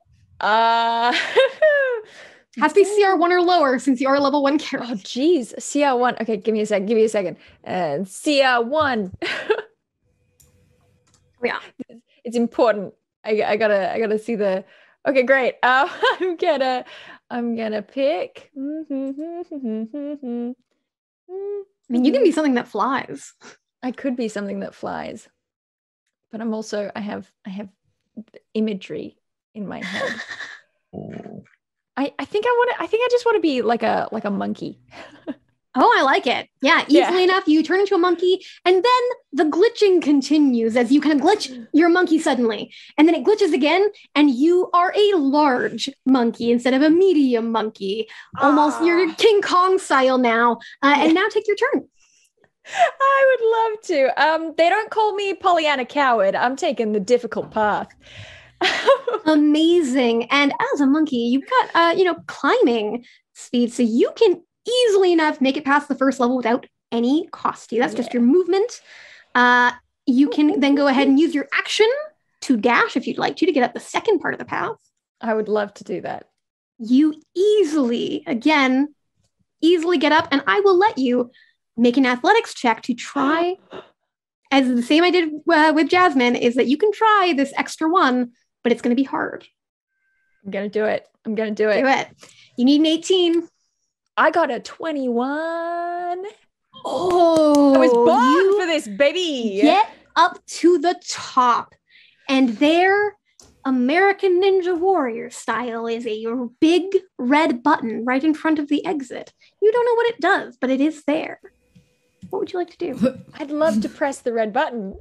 You press the red button, and everything in the room like glitches out, and it's just this black space. You're all just kind of floating at different levels of this, and it glitches out again. And you see that girl from Twitch who was telling you all that you should do this, and for a moment she glitches into the face of a Rakshasa, and then glitches again, and just kind of like reaches out this 6-fingered tiger paw, or backwards-handed tiger paw for you, but the glitch goes away at just the right time, and all of a sudden, all of you are sitting in front of your computers.